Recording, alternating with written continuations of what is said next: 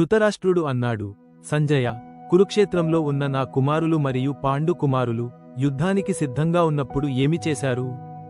సంజయుడు అన్నాడు, పాండవుల సైన్యం ఎలా సిద్ధంగా ఉందో చూసిన దుర్యోధనుడు తన గురువు ద్రోణాచార్యుని దగ్గరకు వెళ్లి ఇలా అన్నాడు. దుర్యోధనుడు అన్నాడు, గౌరవనీయుడైన గురువర్య, మీ శిష్యుడైన ద్రుపదుని కుమారుడు పాండవుల సైన్యాన్ని ఎంతో క్రమంగా మరియు తెలివిగా సిద్ధం చేశాడు. దయచేసి చూడండి. వారి సైన్యంలో చాలా బలమైన యోధులు ఉన్నారు. యుయుధానుడు, విరాటుడు, ద్రుపదుడు వంటి వారు అర్జునుడు, భీమునితో సమాన శక్తివంతులు. ధృష్టకేతు, చేకితాన, కాశీరాజు, పురుజిత్, కుంతిభోజుడు, శైభ్యుడు కూడా ఉన్నారు. ఇంకా ధైర్యవంతులైన యుధామన్యుడు, ఉత్తమౌజుడు, అభిమన్యుడు మరియు ద్రౌపదీ కుమారులు ఉన్నారు.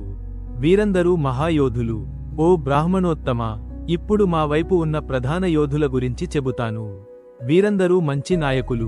మీరు, భీష్ముడు, కర్ణుడు, కృపాచార్యుడు, అశ్వత్థాముడు, వికర్ణుడు మరియు భూరిశ్రవుడు, వీరందరూ యుద్ధంలో ఎప్పుడూ విజయం సాధించేవారు. ఇంకా మన వైపు అనేకమంది ధైర్యవంతులు ఉన్నారు. వారు యుద్ధ విద్యలో చాలా నైపుణ్యం కలవారు. మరియు వారు వివిధ శక్తివంతమైన ఆయుధాలను కూడా ఉపయోగించగలుగుతారు. మన సైన్యం చాలా బలంగా ఉంది ఎందుకంటే భీష్ముడు దాని నాయకుడు. కానీ పాండవుల సైన్యానికి భీముడు నాయకుడు కాబట్టి వారు అంత బలంగా లేరు. అందుకే నేను మనవైపు ఉన్న అందరికీ చెబుతున్నాను, మీ స్థానాలను బలంగా కాపాడుతూ భీష్ముని రక్షించండి. అప్పుడు కురువంశ పెద్దవాడు భీష్ముడు సింహంలా గర్జిస్తూ తన శంఖాన్ని బలంగా ఊదాడు. దాంతో దుర్యోధనుడు ఆనందపడ్డాడు. ఆ తరువాత శంఖాలు, డప్పులు, ఘంటలు, బూరలు, ఇతర వాయిద్యాలు ఒక్కసారిగా మ్రోగాయి. ఆ శబ్దం చాలా గొప్పగా ఉంది. అప్పుడే పాండవుల పక్షాన ఉన్న కృష్ణుడు మరియు అర్జునుడు తెల్ల అశ్వాలతో కూడిన రథంలో ఉండి తమ దివ్య శంఖాలను ఊదారు. కృష్ణుడు పాంచజన్య అనే శంఖాన్ని ఊదాడు. అర్జునుడు దేవదత్త అనే శంఖాన్ని ఊదాడు.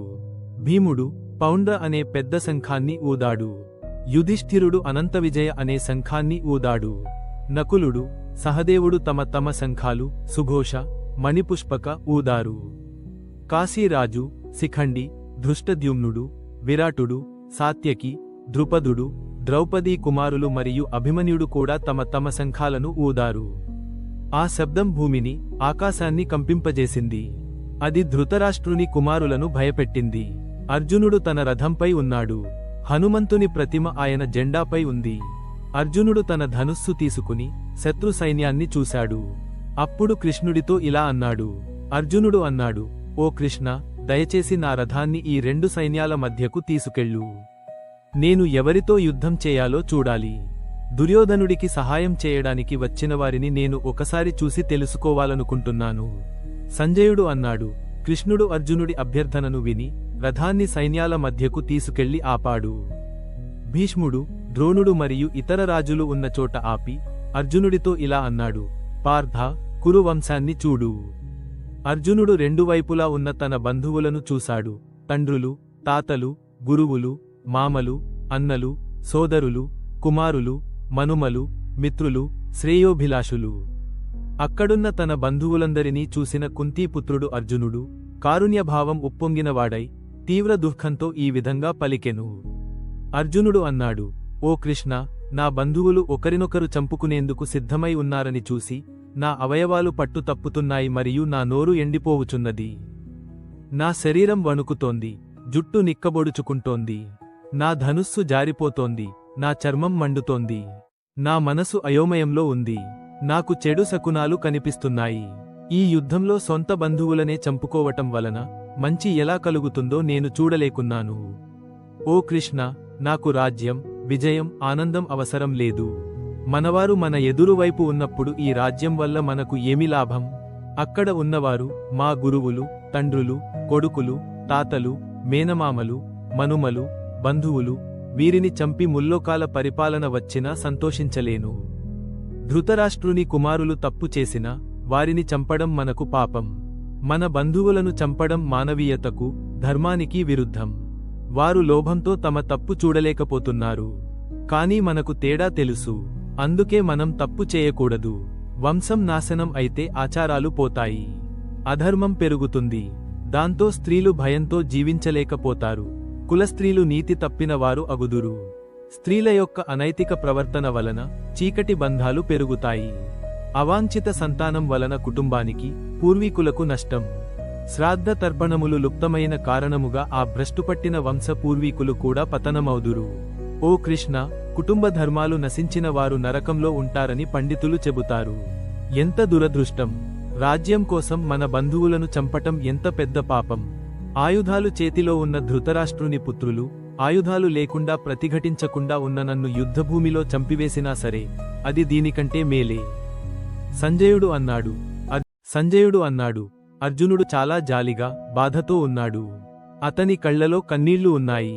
అప్పుడు శ్రీకృష్ణుడు అతనితో మాట్లాడడం మొదలుపెట్టాడు. శ్రీకృష్ణుడు అన్నాడు, అర్జున, ఈ స్థితిలో నీకు ఈ భ్రమ ఎందుకు వచ్చింది?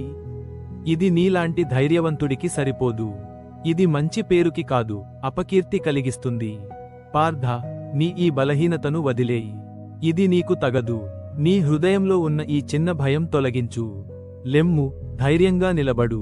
అర్జునుడు అన్నాడు, హే కృష్ణ, నేను భీష్ముడు, ద్రోణాచార్యుడు లాంటి పెద్దలపై బాణాలు ఎలా వేయగలను? వాళ్ళు పూజ్యులు కదా, వాళ్లను చంపడం కన్నా నేను యాచకుడిలా జీవించడం మంచిది. వాళ్ల రక్తంతో వచ్చిన విజయం నన్ను సంతోషపెట్టదు. ఈ యుద్ధంలో గెలవడం మంచిదో, ఓడిపోవడం మంచిదో కూడా నాకు తెలియడం లేదు. వారిని చంపిన తర్వాత కూడా నాకు బతకాలని అనిపించదు. నేను పూర్తిగా గందరగోళంలో ఉన్నాను. నా ధర్మం ఏమిటో అర్థం కావడం లేదు. ఇప్పుడు నేను నీ శిష్యుడిని, నీవు నాకు ఏది మంచిదో చెప్పు. ఈ బాధను ఏ విధంగా తీసేయాలో నాకు అర్థం కావడం లేదు. నాకు రాజ్యాన్ని ఇచ్చిన, దేవతలంత శక్తిని ఇచ్చిన ఈ శోకం పోదు. సంజయుడు అన్నాడు. ఇలా అన్న తర్వాత అర్జునుడు, నేను యుద్ధం చేయను అని చెప్పి మౌనంగా ఉన్నాడు. సంజయుడు అన్నాడు, ఓ ధృతరాష్ట్ర. అప్పుడు శ్రీకృష్ణుడు నవ్వుతూ అర్జునుడితో మాట్లాడడం మొదలుపెట్టాడు. శ్రీకృష్ణుడు అన్నాడు, నీవు తెలివిగా మాట్లాడుతున్నావు, కానీ నీకు శోకించాల్సిన అవసరం లేదు. తెలివైనవారు బతికినవారి గురించి గాని, చనిపోయినవారి గురించి గాని శోకించరు. నేను కాని, నీవు కాని, ఈ రాజులందరూ కాని లేని సమయము లేదు. ఇక ముందు కూడా మనము ఉండకుండా ఉండము.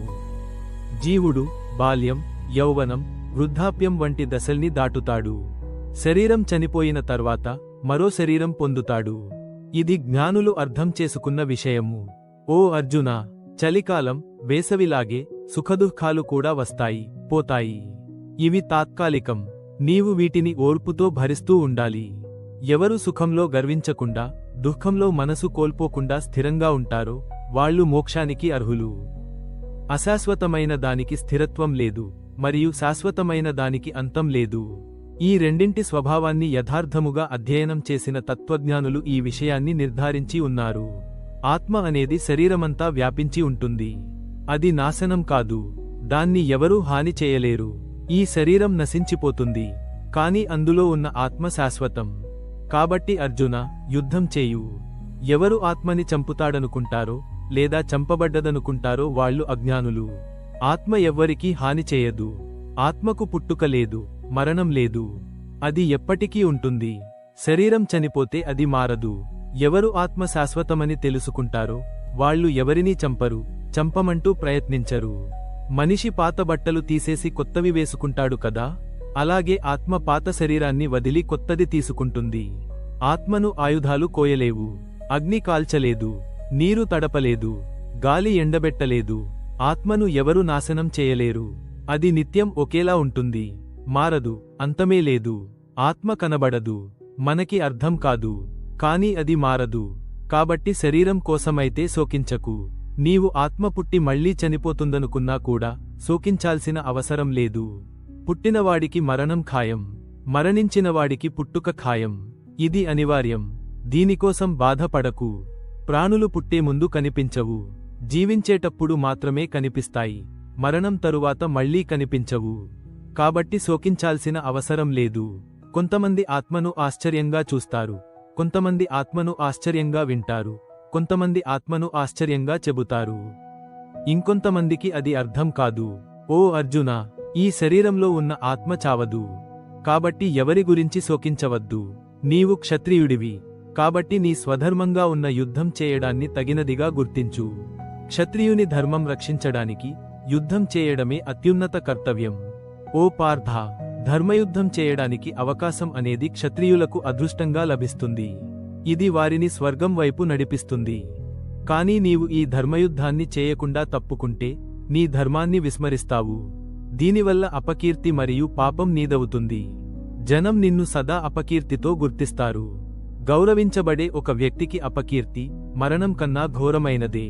నిన్ను గొప్పవాడిగా పరిగణించే యోధులు నీవు భయంతో యుద్ధం నుండి పారిపోయావని అనుకుంటారు. వారు నీపై గౌరవాన్ని కోల్పోతారు. నీ శత్రువులు నిన్ను అపహాస్యం చేస్తారు, నీ ధైర్యాన్ని దూషిస్తారు. దీనికంటే ఎక్కువ బాధ కలిగించేది ఏముంటుంది? యుద్ధం చేస్తే నీవు చనిపోతే స్వర్గానికి పోతావు, గెలిస్తే రాజ్యాన్ని పొందుతావు. కాబట్టి లేచి నిశ్చయంగా యుద్ధం చేయు. సుఖం, దుఃఖం, లాభం, నష్టం, విజయం, ఓటమి అన్నింటిని సమంగా తీసుకుని కర్తవ్యం కోసం యుద్ధం చేయు. అలా చేస్తే పాపం పట్టదు. ఇప్పటివరకు నీవు ఆత్మజ్ఞానం గురించి విన్నావు. ఇప్పుడు నేను నీకు బుద్ధి యోగం చెప్తాను. దీని ద్వారా కర్మబంధనాల నుండి బయటపడవచ్చు. ఈ మార్గంలో చేసిన కొద్దిపాటి సాధన కూడా నిన్ను మహాభయాల నుండి రక్షిస్తుంది. దీనిలో నష్టం అనేదే లేదు. ఈ మార్గాన్ని అనుసరించే వారికి బుద్ధి స్థిరంగా ఉంటుంది. కానీ దృఢ సంకల్పం లేని వారి బుద్ధి చిత్తభ్రాంతిగా ఉంటుంది. తెలివి తక్కువ వారు వేదాలలో చెప్పిన ఆకర్షణీయమైన మాటలతో మాయలో పడతారు. వారు ఆ వేదాల్లో ఉన్న కర్మకాండలను, విధులు, యజ్ఞాలు ఎక్కువగా పాటిస్తూ ఆ విధానాలే గొప్పవిగా భావిస్తారు. వీటివల్ల స్వర్గానికి వెళ్ళవచ్చు, ఇంద్రియ సుఖాలు పొందవచ్చు అనే ఆశతో వారు గొప్ప జన్మ, ఐశ్వర్యం, ఇంద్రియ భోగాల కోసం ఆడంబరంగా పూజలు, క్రియలు చేస్తారు. వాస్తవంగా ఇంకా ఉన్నతమైన జ్ఞానమూ ఉందని వారికి అర్థం కాదు. ఇంద్రియ సుఖాలపై ఆసక్తితో ఉండేవారు భగవత్ చింతనకు అవసరమైన స్థిరతను పొందలేరు. వేదాలు త్రిగుణాల సత్వ, రజస్, తమస్ పరిధిలో ఉంటాయి. నీవు వాటి పరిధి నుండి మించు. ద్వంద్వాలను అధిగమించు. సతతంగా స్థిరబుద్ధిగా ఉండు. ఒక పెద్ద చెరువులో ఉన్న నీరు చిన్న బావి అవసరాలను కూడా తీరుస్తుంది. అదేవిధంగా పరమాత్మను తెలిసినవాడు అన్ని వేదాల ప్రయోజనాన్ని పొందినవాడే. నీకు కర్తవ్యం చేయడమే హక్కు, కానీ ఫలితంపై అధికారం లేదు. ఫలితాన్ని ఆశించి పనిచేయకూడదు, అలాగే కార్యాన్ని మానకూడదు. జయాపజయాల పట్ల అనాసక్తితో ఉండి సమబుద్ధితో పనిచేయు. ఇది యోగం అని పిలవబడుతుంది. ఫలాపేక్షతో చేసే పని కన్నా బుద్ధియోగంతో చేసే పని గొప్పది. ఫలాల కోసం పనిచేసేవారు పిసినారులు. బుద్ధియుక్తుడు పుణ్యం మరియు పాపం రెండింటినీ త్యజించగలడు. కాబట్టి నైపుణ్యంతో పనిచేయుటే యోగం. జ్ఞానులు ఫలానికి ఆసక్తి లేకుండా పనిచేసి జననమరణాల నుండి విముక్తి పొందుతారు. నీవు బుద్ధి, మోహాన్ని అధిగమించినప్పుడు విన్నదానిపై కూడా ఆసక్తి ఉండదు. కామ్యకర్మకాండలను చెప్పే వేద విభాగాల వైపు ఆకర్షితం కాకుండా నీ బుద్ధి ఎప్పుడైతే భగవంతుని యందే నిశ్చలంగా ఉంటుందో అప్పుడు సంపూర్ణమైన యోగస్థితిని పొందెదవు. అర్జునుడు అన్నాడు, ఓ కేశవా, స్థితప్రజ్ఞుని లక్షణాలు ఏమిటి? అతడు ఎలా మాట్లాడతాడు, ఎలా కూర్చుంటాడు, ఎలా నడుస్తాడు? శ్రీకృష్ణుడు అన్నాడు, ఓ పార్థ, అన్ని కోరికలను వదిలి ఆత్మజ్ఞానంలో సంతోషించే వ్యక్తి స్థితప్రజ్ఞుడు. వేడుకైనా శోకమైనా కలత చెందకుండా భయం, కోపం, మమకారం లేనివాడు స్థితప్రజ్ఞుడు. ఆసక్తి లేకుండా లాభానికి నష్టానికి చలించని వాడు జ్ఞానవంతుడు. తాబేలు తన అవయవాలను ఉపసంహరించుకోవడం వలె ఇంద్రియాలను నియంత్రించగలవాడు స్థితప్రజ్ఞుడు.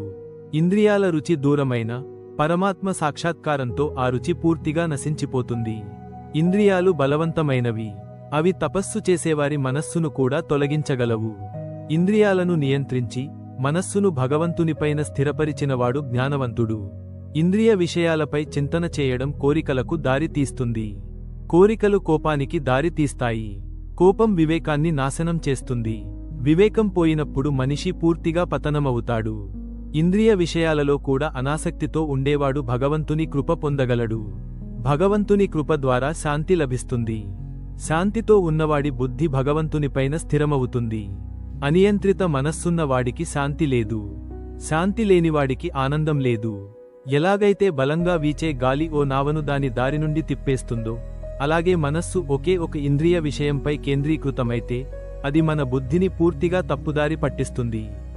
ఇంద్రియాలను పూర్తిగా నియంత్రించిన వాడు మాత్రమే స్థితప్రజ్ఞుడు. ప్రపంచంలో ఉన్న అన్ని ప్రాణులు దేన్ని పగలు అంటాయో అది జ్ఞానమున్న వానికి రాత్రి లాంటిది. అలానే అన్ని ప్రాణులకు రాత్రిలాగా అనిపించేది జ్ఞానుల దృష్టిలో పగలు లాంటిది. ఎన్ని కోరికలు వచ్చినా చలించకుండా సముద్రం వలె నిశ్చలంగా ఉండేవాడు శాంతిని పొందుతాడు.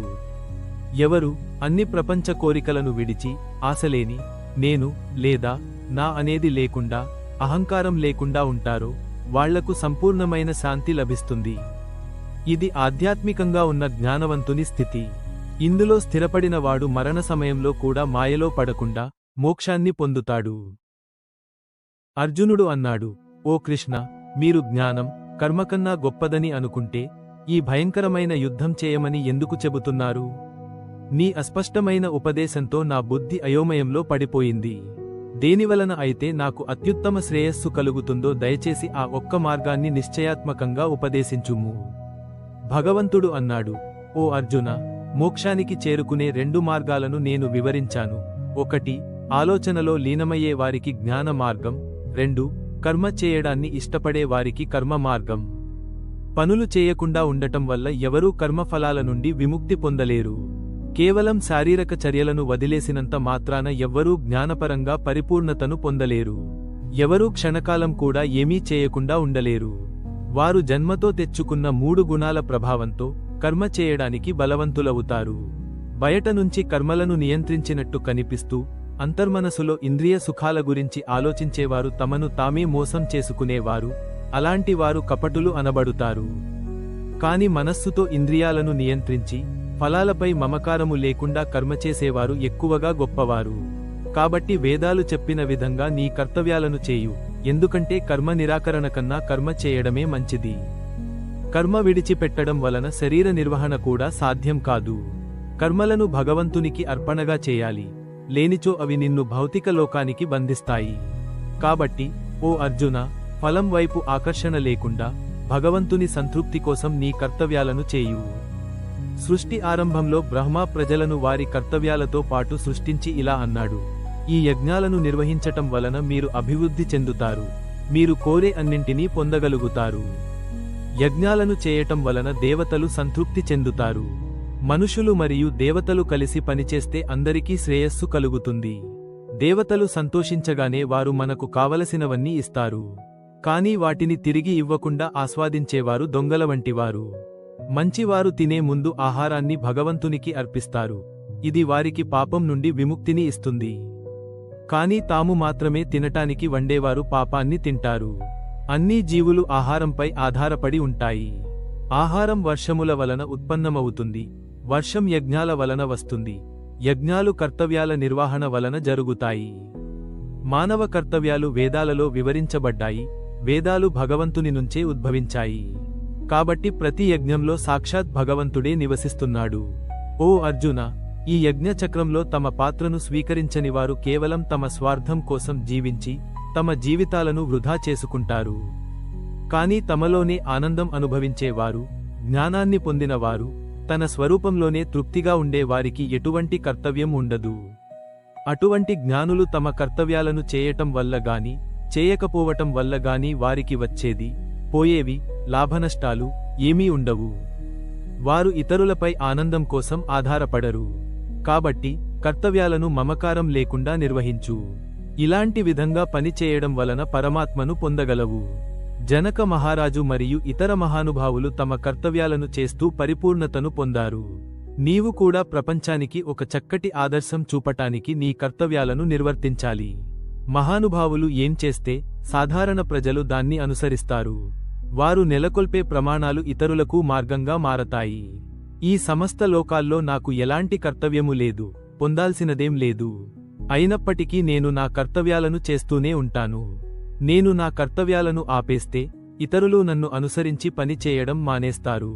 నేను పని చేయడం మానేస్తే ఈ సమస్త లోకాలు నాశనమవుతాయి. ఆ విధ్వంసానికి నేను కారణమవుతాను.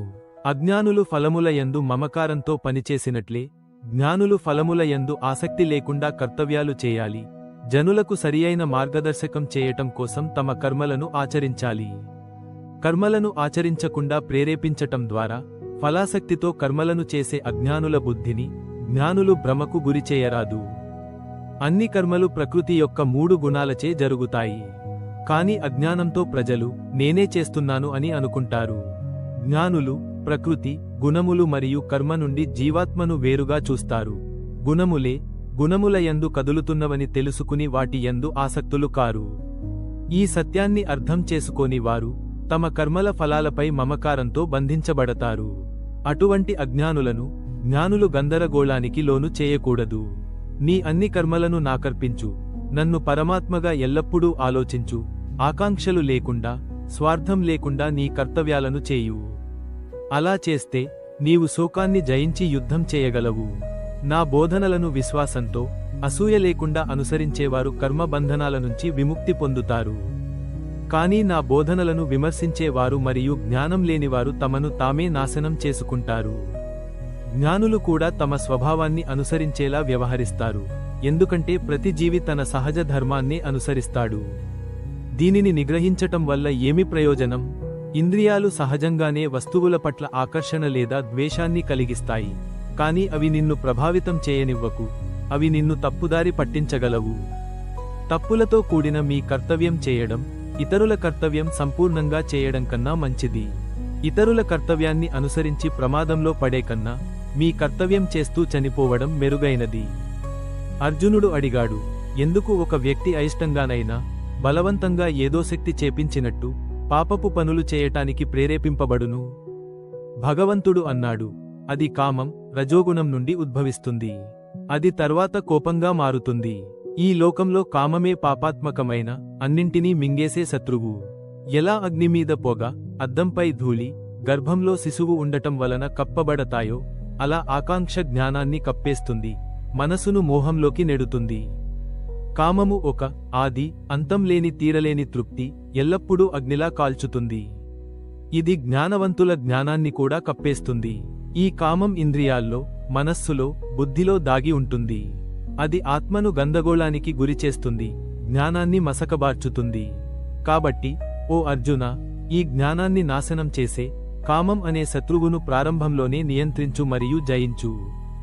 శరీరానికి మించినవి ఇంద్రియాలు, ఇంద్రియాలకు మించినది మనస్సు, మనస్సుకు మించినది బుద్ధి, అన్నింటికన్నా శ్రేష్టమైనది ఆత్మ. ఈ సత్యాన్ని తెలుసుకొని నీ దిగువ స్థాయిలో ఉన్న మనస్సు, ఇంద్రియాలు, బుద్ధిని పై స్థాయిలో ఉన్న ఆత్మబలంతో నియంత్రించు. కామము అనే శక్తివంతమైన శత్రువును సంహరింపుము. భగవంతుడు శ్రీకృష్ణుడు అన్నాడు, ఈ ప్రాచీన యోగ జ్ఞానాన్ని నేను సూర్యదేవుడైన వివస్వానుడికి బోధించాను. వివస్వాన్ దానిని మనువుకు అందజేశాడు. మనువు ఇక్ష్వాకువుకు బోధించాడు. ఓ అర్జున, ఈ జ్ఞానాన్ని రాజర్షులు సంప్రదాయంగా గ్రహిస్తూ వచ్చారు. కానీ కాలాంతరంలో అది మరచిపోబడింది. ఈ రోజు అదే ప్రాచీన యోగ జ్ఞానాన్ని నీకు బోధిస్తున్నాను, ఎందుకంటే నువ్వు నా స్నేహితుడవు, భక్తుడివి. ఈ దివ్య జ్ఞానాన్ని నువ్వు గ్రహించగలవు. అర్జునుడు అడిగాడు, నువ్వు వివస్వాన్ తర్వాత జన్మించావు. అయితే ప్రారంభంలో నువ్వు ఆయనకు ఈ శాస్త్రాన్ని బోధించావని నేను ఎలా నమ్మాలి? శ్రీకృష్ణుడు సమాధానమిచ్చాడు, అర్జున, నేను చాలా జన్మలు పొందాము. నీవు వాటిని మరచిపోయావు, కానీ నేను వాటన్నింటినీ గుర్తుంచుకున్నాను. నేను పుట్టుకలేని వాడిని, సమస్త ప్రాణుల అధిపతినైన, ధర్మం తగ్గినప్పుడు, అధర్మం పెరిగినప్పుడు నా దివ్యశక్తితో ఈ లోకంలో అవతరిస్తాను. సజ్జనులను రక్షించడానికి, దుర్మార్గులను నశింపజేయడానికి, ధర్మాన్ని స్థాపించడానికి నేను యుగయుగాలకి ఈ భూమిపై అవతరిస్తాను. నా దివ్య జన్మను, కర్మలను యథార్థంగా గ్రహించినవారు ఈ శరీరం విడిచిన తర్వాత మళ్లీ పుట్టరు. వారు నా నిత్యధామానికి వస్తారు. ఆసక్తి, భయం, కోపం లేనివారు, నన్ను శరణు తీసుకున్నవారు, నన్ను తెలుసుకున్నవారు శుద్ధులు అవుతూ నా దివ్య ప్రేమను పొందుతారు. ప్రజలు భిన్నమైన విధాలుగా నన్ను శరణు పొందుతారు. నేను వారికి తగిన ప్రకారమే ప్రతిస్పందిస్తాను.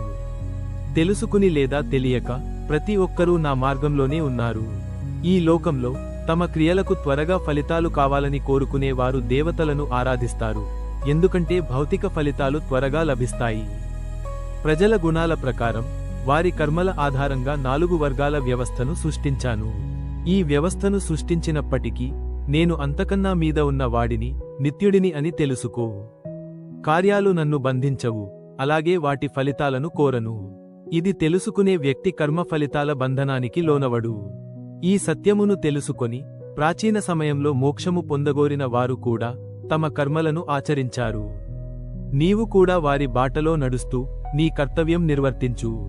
ఏది కర్మ, ఏది అకర్మ? జ్ఞానులు కూడా దీనిలో అయోమయం చెందుతారు.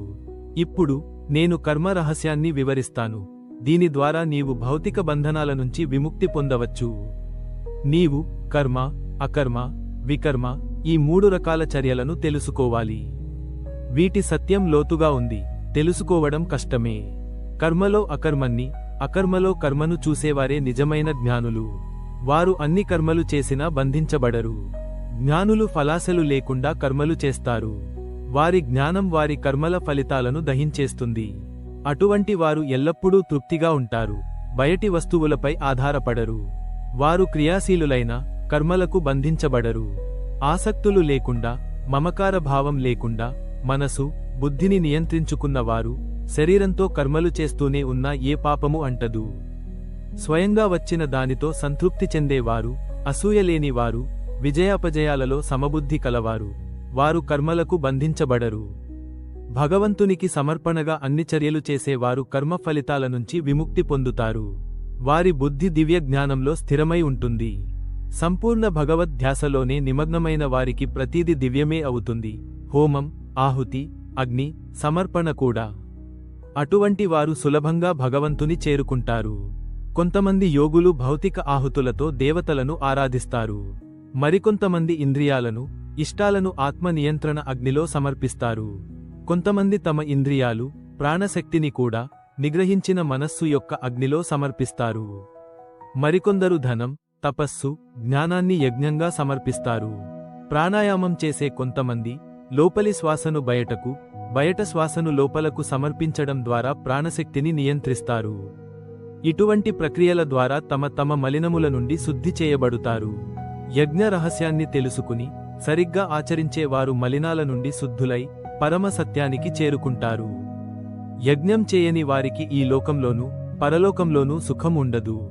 ఈ యజ్ఞాలన్నీ వేదాలలో వివరించబడ్డాయి. అవి భిన్నమైన కర్మల నుండి ఉత్పన్నమయ్యాయి అని తెలుసుకో. ఇది తెలుసుకోవడం వల్ల భౌతిక బంధనాలు తొలగిపోతాయి. ఓ అర్జున, జ్ఞానయజ్ఞం భౌతిక యజ్ఞాల కంటే శ్రేష్టం. అన్ని క్రియలు చివరికి జ్ఞానాన్ని పొందడానికి దారితీస్తాయి. జ్ఞానాన్ని పొందడానికి జ్ఞానుల వద్దకు వెళ్ళు. వినయంతో ఆయనను ప్రశ్నలు అడుగు. సత్యాన్ని గ్రహించిన వారు, దివ్య జ్ఞానం పొందిన వారు నీకు సత్యాన్ని బోధిస్తారు. ఈ జ్ఞానాన్ని పొందిన తర్వాత అర్జున, నీవు మళ్లీ మోహానికి లోనవవు. ప్రతి జీవి పరమాత్మ యొక్క భాగమని, వారు నాలోనే ఉన్నారని తెలుసుకుంటావు. పాపాత్ములందరి కంటే పరమ పాపిష్ఠి వారు అని పరిగణించబడిన వారు కూడా దివ్య జ్ఞానంలో శరణు పొందితే భౌతిక జీవన సముద్రాన్ని దాటగలరు. ఎలా అగ్ని కట్టెలను బూడిద చేస్తుందో, దివ్య జ్ఞానం కూడా గత కర్మల ఫలితాలను దహిస్తుంది. ఈ లోకంలో దివ్య జ్ఞానానికి సమానంగా పవిత్రమైనది మరేదీ లేదు. దీర్ఘకాలం యోగ సాధన చేసిన వారికి సరైన సమయంలో ఈ జ్ఞానం హృదయంలో ఆవిర్భవిస్తుంది. గాఢమైన విశ్వాసం ఉన్నవారు, మనస్సు, ఇంద్రియాలను నియంత్రించిన వారు దివ్య జ్ఞానాన్ని పొందుతారు. దీని ద్వారా వారు త్వరగా పరమశాంతిని పొందుతారు. కానీ విశ్వాసం లేని వారు, సంశయభావం గలవారు, అజ్ఞానులు పతనమవుతారు. ఈ లోకంలోనూ పరలోకంలోనూ వారికి సుఖం ఉండదు. ఓ అర్జున, యోగాగ్నిలో క్రియలను సమర్పించినవారు, జ్ఞానంతో సందేహాలను తొలగించుకున్నవారు, ఆత్మజ్ఞానాన్ని తెలుసుకున్నవారు కర్మలకు బంధించబడరు. అందువల్ల జ్ఞానం అనే ఖడ్గంతో హృదయంలోని సందేహాలను తొలగించు. లెమ్ము అర్జున, విశ్వాసంతో, ధైర్యంతో నీ కర్తవ్యం నిర్వర్తించు. అర్జునుడు అడిగాడు, ఓ శ్రీకృష్ణ, మీరు 2 మార్గాలను గురించి చెప్పారు, కర్మ సన్యాసం మరియు కర్మయోగం. దయచేసి నాకు స్పష్టంగా చెప్పండి, రెండింటిలో ఏది మంచిది? శ్రీకృష్ణుడు సమాధానం చెప్పాడు, 2 మార్గాలు కూడా సర్వోన్నత లక్ష్యం వైపు దారి తీస్తాయి. కానీ కర్మయోగం, కర్మ సన్యాసం కన్నా మంచిది. కర్మయోగాన్ని అనుసరించే వారు ఏదీ ఆశించరు లేదా ద్వేషించరు.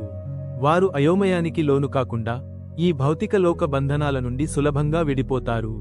కర్మ సన్యాసం మరియు కర్మయోగం వేరువేరని సరిగ్గా అర్థం చేసుకోని వారు మాత్రమే అంటారు.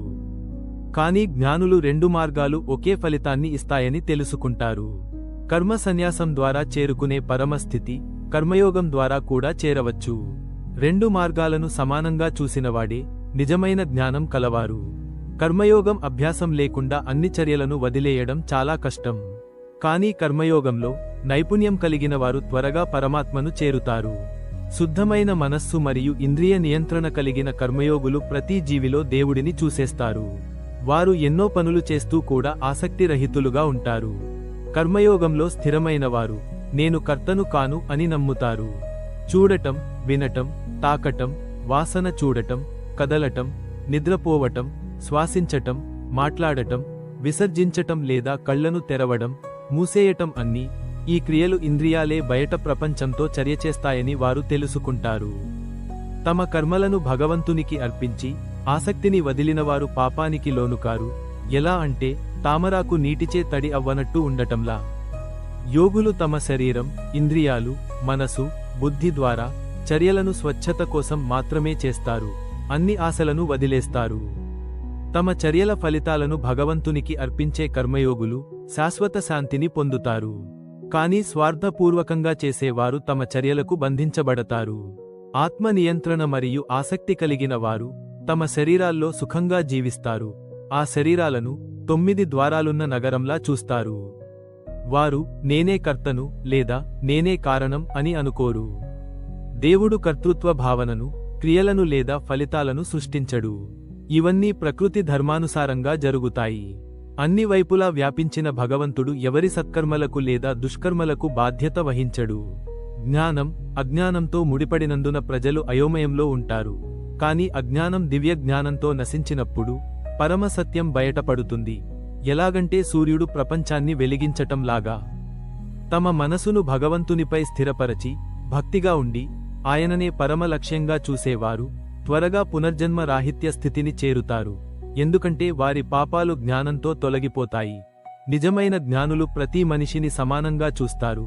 బ్రాహ్మణుడు, ఆవు, ఏనుగు, కుక్కను తినే వ్యక్తి అయినా ఈ సమదృష్టి కలిగినవారు జనన మరణ చక్రాన్ని అధిగమిస్తారు. వారు శుద్ధులై పరమసత్యాన్ని చేరుతారు. దేవునిలో స్థిరమైన వారు మంచి జరిగినప్పుడు ఎక్కువగా సంతోషించరు, చెడు జరిగినప్పుడు బాధపడరు. ఎందుకంటే ఇటువంటి సుఖాలకు ఒక ఆది అంతం ఉంటాయి. కాబట్టి జ్ఞానులు వీటియందు రమించరు. బాహ్య ఇంద్రియ సుఖాల నుండి ఆసక్తి కలవారు లోపల దివ్యానందాన్ని పొందుతారు. యోగం ద్వారా భగవంతునితో కలవడం వల్ల వారు అనంత ఆనందాన్ని అనుభవిస్తారు. ఇంద్రియ సుఖాల ద్వారా వచ్చే సుఖాలు మొదట మధురంగా అనిపిస్తాయి కానీ చివరికి దుఃఖానికి దారి తీస్తాయి.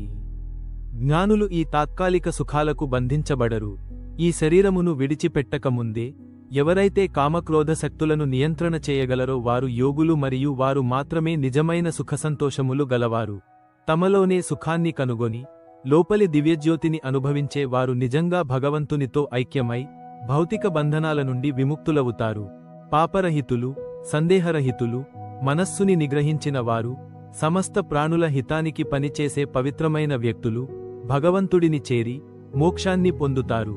సన్యాసులు కోపాన్ని, కోరికను నియంత్రించి నిరంతరం సాధన చేసి మనస్సును అధిగమించి ఆత్మసాక్షాత్కారాన్ని పొందినవారు ఈ జీవితం మరియు తర్వాత కూడా మోక్షాన్ని పొందుతారు.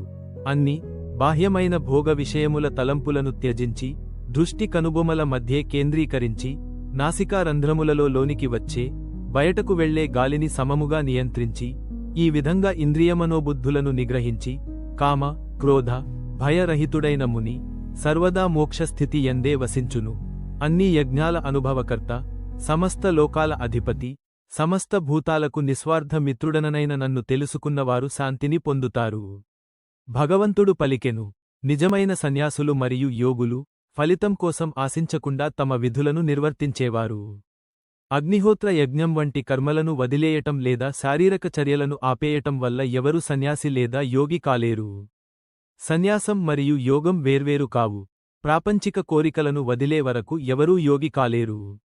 యోగంలో సిద్ధి సాధించాలనుకునేవారికి అనాసక్తిగా కర్మచేయటమే మార్గం.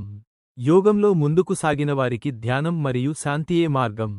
ఎప్పుడైతే వ్యక్తి ఇంద్రియ వస్తు విషయముల పట్ల మరియు కర్మల పట్ల ఆసక్తిరహితముగా ఉంటాడో ఆ వ్యక్తి యోగశాస్త్రంలో ఉన్నతమైన స్థానం పొందినట్టు. ఎందుకంటే అతడు సమస్త కర్మ ఫలములను అనుభవించాలనే కోరికలను త్యజించాడు కావున. మనస్సుని జయించినవారికి అది వారి మిత్రుడు. అలా చేయలేని వారికి మనస్సు ఒక శత్రువు వలె పనిచేస్తుంది. మనస్సుని నియంత్రించిన యోగులు వేడి, చలి, సుఖం, దుఃఖం, గౌరవం, అవమానం వంటి ద్వంద్వాలను అధిగమిస్తారు. వారు శాంతంగా, భగవంతునికి అంకితముగా ఉంటారు. జ్ఞానం మరియు ఆత్మనిగ్రహంతో సంతృప్తి చెందిన యోగి అన్ని పరిస్థితులలో శాంతంగా ఉంటాడు. మట్టి, రాళ్ళు, బంగారం అన్నీ సమంగా చూస్తాడు. శ్రేయోభిలాషులను, మిత్రులను, శత్రువులను, సాధువులను మరియు పాపులను యోగులు నిష్పక్షపాత బుద్ధితో చూస్తారు. మిత్రుల, సహచరుల, శత్రువుల పట్ల సమబుద్ధితో ఉంటూ, శత్రువుల, బంధువుల పట్ల తటస్థంగా మరియు పుణ్యాత్ములు, పాపాత్ముల పట్ల పక్షపాతం లేకుండా ఉన్న యోగి మానవులలో సర్వశ్రేష్ఠుడుగా పరిగణించబడుతాడు. యోగస్థితిని పొందగోరే వారు ఏకాంతంలో ఉండాలి. నియంత్రించబడిన మనస్సు, శరీరంతో, కోరికలను, భోగవస్తువులను త్యజించి నిత్యమూ భగవద్ధ్యానంలో నిమగ్నమై ఉండాలి. యోగ సాధన కోసం శుభ్రమైన ప్రదేశంలో కుశగ్రాసం, జింక చర్మము, ఒక వస్త్రమును ఒకదానిపై ఒకటి పరచి ఆసనం ఏర్పరుచుకోవాలి. ఆసనం ఎక్కువ ఎత్తుగా లేదా తక్కువ ఎత్తుగా ఉండకూడదు. దృఢంగా కూర్చుని యోగి మనస్సుని శాంతపరచి ధ్యానంలో కేంద్రీకరించాలి. శరీరాన్ని, మెడను, తలని నేరుగా ఉంచి కళ్లను అటూ ఇటూ తిప్పకుండా నాసికాగ్రము మీదే చూపుని కేంద్రీకరించాలి. భయరహితమైన, శాంతమైన మనస్సుతో, బ్రహ్మచర్య వ్రతంలో దృఢతతో యోగి నన్ను పరమ లక్ష్యంగా భావిస్తూ ధ్యానం చేయాలి. నిరంతరం నాపై మనస్సు కేంద్రీకరించిన యోగి శాంతిని పొందుతాడు, నాతోనే శాశ్వతంగా ఉండగలడు. అర్జునా, ఎక్కువగా తినేవారు లేదా చాలా తక్కువ తినేవారు, ఎక్కువగా నిద్రపోయేవారు లేదా తక్కువగా నిద్రపోయేవారు యోగంలో విజయం సాధించలేరు. కాని తినటం, నిద్ర, పని, విశ్రాంతి అన్నిటిలో సమతుల్యం ఉండేవారు యోగం ద్వారా అన్ని దుఃఖాలను తొలగించగలరు. వారు సంపూర్ణ క్రమశిక్షణతో మనస్సుని అన్ని స్వార్థపూరిత వాంఛల నుండి వెనక్కి మరల్చి పరమశ్రేష్ఠమైన ఆత్మశ్రేయస్సుయందే లగ్నం చేస్తారు. ఇటువంటి వారు యోగములో ఉన్నారు అని చెప్పబడతారు మరియు వారు సమస్త ఇంద్రియ కోరికలకు అతీతంగా ఉంటారు. గాలి వీచని ప్రదేశంలో దీపము ఎలాగైతే నిశ్చలంగా ఉండునో యోగికి వశమునందున్న మనస్సు ఈశ్వర ధ్యానములో స్థిరముగా ఉండును. యోగ సాధన ద్వారా మనస్సు స్థిరమైతే యోగి ఆత్మను స్పష్టంగా చూస్తాడు, అంతర్గతంగా గొప్ప ఆనందాన్ని అనుభవిస్తాడు. ఈ శాంతమైన స్థితిని సమాధి అంటారు. ఇందులో అనంతమైన దివ్య సుఖం ఉంటుంది.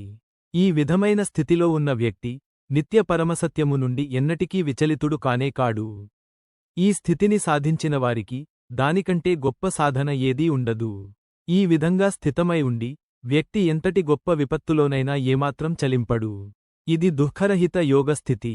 దానిని దృఢంగా సాధించాలి, నిరాశ చెందకూడదు. అన్ని కోరికలను వదిలి ఇంద్రియాలను నియంత్రించి క్రమంగా మనస్సును భగవంతునిపై కేంద్రీకరించాలి, మరేదీ ఆలోచించకూడదు. చంచలమైన మనస్సు ఎక్కడికైనా దారి మళ్లినప్పుడు యోగి దానిని తిరిగి తీసుకువెళ్లి భగవంతునిపై కేంద్రీకరిస్తాడు. పాపరహితమైన, కోరికల రహితమైన, శాంతమైన మనస్సు కలిగిన యోగి భగవంతునితో ఏకత్వం పొందడం ద్వారా మహాసుఖాన్ని అనుభవిస్తాడు. ఆత్మనిగ్రహం కలిగిన యోగి భగవంతునితో ఏకత్వం పొందినవాడు భౌతిక ఆసక్తుల నుండి విముక్తుడై పరిపూర్ణమైన ఆనందస్థితిని చేరుకుంటాడు. నిజమైన యోగులు ప్రతి జీవిలోనూ భగవంతుడిని చూస్తారు, ప్రతి జీవిని భగవంతునిలో చూస్తారు. వారు అన్నీ భగవంతునితోనే అనుసంధానమై ఉన్నాయి అని చూస్తారు. నన్ను ప్రతిచోటా చూస్తూ ప్రతిదానిలో నన్ను చూడగలవారు నేను వారికెప్పటికీ దూరమవ్వను, వారూ నాకు దూరమవ్వరు. ఎల్లప్పుడూ నాతో అనుసంధానమై అన్ని జీవుల్లోనూ నన్ను పరమాత్మగా పూజించే యోగి అన్ని కార్యకలాపాలు చేస్తూనే నాలో నివసిస్తాడు. సర్వప్రాణులను సమానముగా దర్శిస్తూ మరియు ఇతరుల సుఖాలకు, దుఃఖాలకు అవి తనకే అయినట్టు స్పందించేవారిని పరిపూర్ణ యోగులుగా పరిగణిస్తాను. అర్జునుడు అన్నాడు, కృష్ణ, నీవు చెప్పిన ఈ యోగ విధానము ఈ చంచలమైన మనస్సు వలన నాకు ఆచరింపశక్యము కానిది మరియు అసాధ్యమైనది అనిపిస్తున్నది. ఓ కృష్ణ, ఈ మనస్సు చాలా చంచలమైనది, అల్లకల్లోలమైనది, బలమైనది మరియు మూర్ఖపు పట్టుగలది. దీనిని నిగ్రహించటం వీచేగాలిని నియంత్రించటం కన్నా ఎక్కువ కష్టంగా అనిపిస్తున్నది. కృష్ణుడు అన్నాడు, అవును అర్జునా, మనస్సుని నియంత్రించటం కష్టం, కాని అభ్యాసము మరియు వైరాగ్యములచే దానిని నిగ్రహించవచ్చు. మనస్సుని నియంత్రించలేని వారికి యోగం కష్టం. కానీ కష్టపడి మనస్సుని నియంత్రించగలవారు వారు విజయం సాధించగలరు. ఇదే నా అభిప్రాయం. అర్జునుడు అన్నాడు, ఈ మార్గంలో శ్రద్ధతో ప్రయాణం ప్రారంభించి కూడా చంచలమైన మనస్సు కారణంచే తగినంతగా పరిశ్రమించక యోగ లక్ష్యాన్ని ఈ జన్మలో సాధించలేకపోయిన యోగి యొక్క గతి ఏమిటి? యోగ మార్గం నుండి దారి తప్పిపోయిన వ్యక్తి భౌతిక మరియు ఆధ్యాత్మిక విజయాల రెండింటి నుండి భ్రష్టుడైపోడా? ఓ మహాబాహువులు గల కృష్ణ, అతడు విడిపోయి చెదిరిన మేఘం వలె ఉభయభ్రష్టుడై ఎటూ కాకుండా పోడా? కృష్ణ, ఈ నా సందేహాన్ని పూర్తిగా నివృత్తి చేయు, ఎందుకంటే అది నువ్వు మాత్రమే చేయగలవు. భగవంతుడు అన్నాడు, అర్జున, ఆధ్యాత్మిక మార్గంలో ప్రవేశించినవారు ఈ లోకంలో కాని పరలోకంలో కాని చెడిపోడు. భగవంతుని చేరాలనుకునే వ్యక్తి ఎప్పటికీ నాశనం కాడు. చనిపోయాక విఫలమైన యోగులు ధార్మికుల ఇంట పుడతారు, అక్కడ చాలా కాలం జీవిస్తారు. ఆ తరువాత పవిత్రమైన సంపన్నమైన కుటుంబాలలో జన్మిస్తారు. ఎక్కువ కాలం యోగ సాధన చేసినవారు దివ్యజ్ఞానం ఉన్న కుటుంబాలలో పుడతారు. అలాంటి పుట్టుక చాలా అరుదు. మళ్లీ జన్మ పొందిన తరువాత వారు గతజన్మల జ్ఞానాన్ని తిరిగి పొందుతారు, మరింత కృషి చేస్తారు. వారి గత సాధన వల్ల స్వయంగా భగవంతుని వైపు ఆకర్షితులు అవుతారు. ఇటువంటి సాధకులు సహజంగానే వేదములలో చెప్పబడిన కర్మకాండల సూత్రాలకు అతీతంగా ఎదుగుతారు. అనేక పూర్వ జన్మల నుండి సంపాదించుకుంటూ వచ్చిన యోగ్యతలతో అలాంటి యోగులు నిజాయితీగా ప్రయత్నించి భౌతిక కోరికల నుండి విముక్తులై ఈ జన్మలోనే పరిపూర్ణతను పొందుతారు. ఒక యోగి తపస్వి కంటే ఉన్నతమైనవాడు, జ్ఞాని కంటే ఉన్నతమైనవాడు, ఇంకా కర్మీ కంటే కూడా ఉన్నతమైనవాడు. కాబట్టి అర్జున, యోగిగా మారు. అన్ని యోగుల్లో నన్ను విశ్వాసంతో పూజిస్తూ మనస్సుని ఎల్లప్పుడూ నాపై కేంద్రీకరించేవారు అతి గొప్పవారు. నేను వారిని అత్యున్నతులుగా భావిస్తాను. సర్వోన్నతుడైన భగవంతుడు ఇలా అన్నారు, విను అర్జున, దృష్టిని నాపై నిలుపుతూ యోగా సాధన చేస్తూ సందేహం లేకుండా నన్ను సంపూర్ణంగా ఎలా తెలుసుకోవచ్చో నేను నీకు వివరించబోతున్నాను. నేను నీకు భౌతిక లోకము మరియు ఆధ్యాత్మిక లోకము గురించి అన్నీ బోధిస్తాను. ఈ జ్ఞానం తెలుసుకున్న తరువాత మరేదీ తెలుసుకోవలసిన అవసరం ఉండదు. వేలాది మంది మనుషులలో కొంతమంది మాత్రమే పరిపూర్ణత సాధించడానికి ప్రయత్నిస్తారు. ఆ కొద్దిమందిలో నిజంగా నన్ను తెలిసిన వారు చాలా అరుదు. ఈ భౌతిక లోకం 8 అంశాలతో ఏర్పడింది: భూమి, నీరు, అగ్ని, వాయు, ఆకాశం, మనసు, బుద్ధి, అహంకారం. ఇవి నా భౌతిక ప్రాకృతిక శక్తి యొక్క 8 అంగములు. కానీ వీటికి మించి, అర్జున, మరొక ఉన్నత శక్తి ఉంది, అదే జీవరాశులు. వారు ఈ భౌతిక అంశాలను ఉపయోగించి జీవిస్తారు. ఈ ప్రపంచంలోని అన్ని ఈ 2 శక్తుల నుండే ఉత్పన్నమవుతాయి: భౌతికం మరియు ఆధ్యాత్మికం. సృష్టి మరియు వినాశనానికి మూలకారణం నేనే అని అర్థం చేసుకో. అర్జున, నాకంటే పైగా ఏమీ లేదు. ముత్యాలను దారం మీద కూర్చినట్లుగా అన్ని విషయాలు నాపై ఆధారపడి ఉంటాయి. నేనే నీటికి రుచి, సూర్యుడు మరియు చంద్రుని వెలుగు, ఆకాశంలో శబ్దం. వేదమంత్రాలలో పవిత్రమైన ఓం మరియు మనుషుల్లో శక్తి నేనే. భూమి సువాసన, అగ్నిలో తాపం నేనే. అన్ని జీవులలో ప్రాణం, ఆధ్యాత్మిక సాధన చేసే వారి తపస్సు నేనే. అసలు సృష్టి బీజం నేనే. జ్ఞానుల బుద్ధి, బలవంతుల బలం నేనే. కోరికలు, లాలసలు లేని బలం నేనే. ధర్మబద్ధమైన పరిశుద్ధ కోరికలు కూడా నేనే. అర్జున, భౌతిక ప్రకృతి యొక్క త్రిగుణములు సత్వము, రజస్సు, తమస్సు నా శక్తి ద్వారానే వ్యక్తమైనాయి. అవి నా యందే ఉన్నాయి, కానీ నేను వాటికి అతీతుడను. ఈ 3 గుణాల వల్లనే లోకమంతా మోహమై సనాతనమైన అత్యున్నతుడైన నన్ను గుర్తించలేకపోతున్నది. ఈ 3 గుణాలనే ఆధారంగా ఉన్న నా దివ్యమాయను అధిగమించడం చాలా కష్టం. కానీ నన్ను శరణు పొందినవారు సులభంగా దాన్ని దాటిపోతారు. మూర్ఖులు, దుర్జనులు, మోహమయమైనవారు, అసుర స్వభావం గలవారు నన్ను శరణు పొందరు. కాని అర్జున, 4 రకముల ధర్మపరాయణులు నన్ను శరణు పొందుతారు: కష్టాల్లో ఉన్నవారు, ధనాన్ని కోరేవారు, జ్ఞానాన్ని అన్వేషించేవారు, మరియు నిజమైన జ్ఞానం కోసం ప్రయత్నించేవారు. వారిలో నన్ను పరిపూర్ణ భక్తితో ఆరాధించే జ్ఞానవంతుడు అత్యుత్తముడు. నేను వారికి ప్రియమైనవాడిని మరియు వారు నాకు ప్రియమైనవారు. ఈ భక్తులందరూ మంచివాళ్లే, కానీ నన్ను నిజంగా అర్థం చేసుకునే వ్యక్తి అత్యంత ప్రత్యేకుడు. అలాంటి ఆత్మ చాలా అరుదుగా జన్మిస్తుంది మరియు నన్ను పొందుతుంది. అనేక జన్మల తరువాత జ్ఞానవంతుడు నేనే అన్నింటికి మూలకారణం అని తెలుసుకుని నన్ను శరణు పొందుతాడు. అలాంటి మహాత్ముడు దొరకడం చాలా కష్టం. భౌతిక ప్రాపంచిక కోరికల చేత ప్రజలు తాము నమ్మిన దేవతలను ఆరాధిస్తారు. కాని ఆ ప్రయోజనాలని సమకూర్చి పెట్టేది నేనే. వారు ఆ దేవతలను విశ్వాసంతో ఆరాధించినప్పుడు కావలసిన ఫలితాలను పొందుతారు. కాని ఆ ఆశీర్వాదాలు అన్నీ నిజానికి నావలనే కలుగుతాయి. మూర్ఖులు తాత్కాలిక లాభాల కోసం ఇతర దేవతలను ఆరాధిస్తారు. కాని నా భక్తులు నిత్యమైన నా పరమధామానికి వచ్చెదరు. కొంతమంది నేను నిరాకారముగా ఉండి ఇప్పుడు ఆకారంలోకి వచ్చానని భావిస్తారు. కాని నా నిజ స్వరూపం నిత్యమైనది, సనాతనమైనది వారికి అర్థం కావు. నా యోగమాయా శక్తి ద్వారా కప్పబడి ఉన్న నేను అందరికీ నా స్వరూపాన్ని చూపించను. కాబట్టి జ్ఞానము లేని వారు నేను పుట్టుకలేని వాడినని మరియు మార్పు చెందని వాడినని తెలుసుకోలేరు.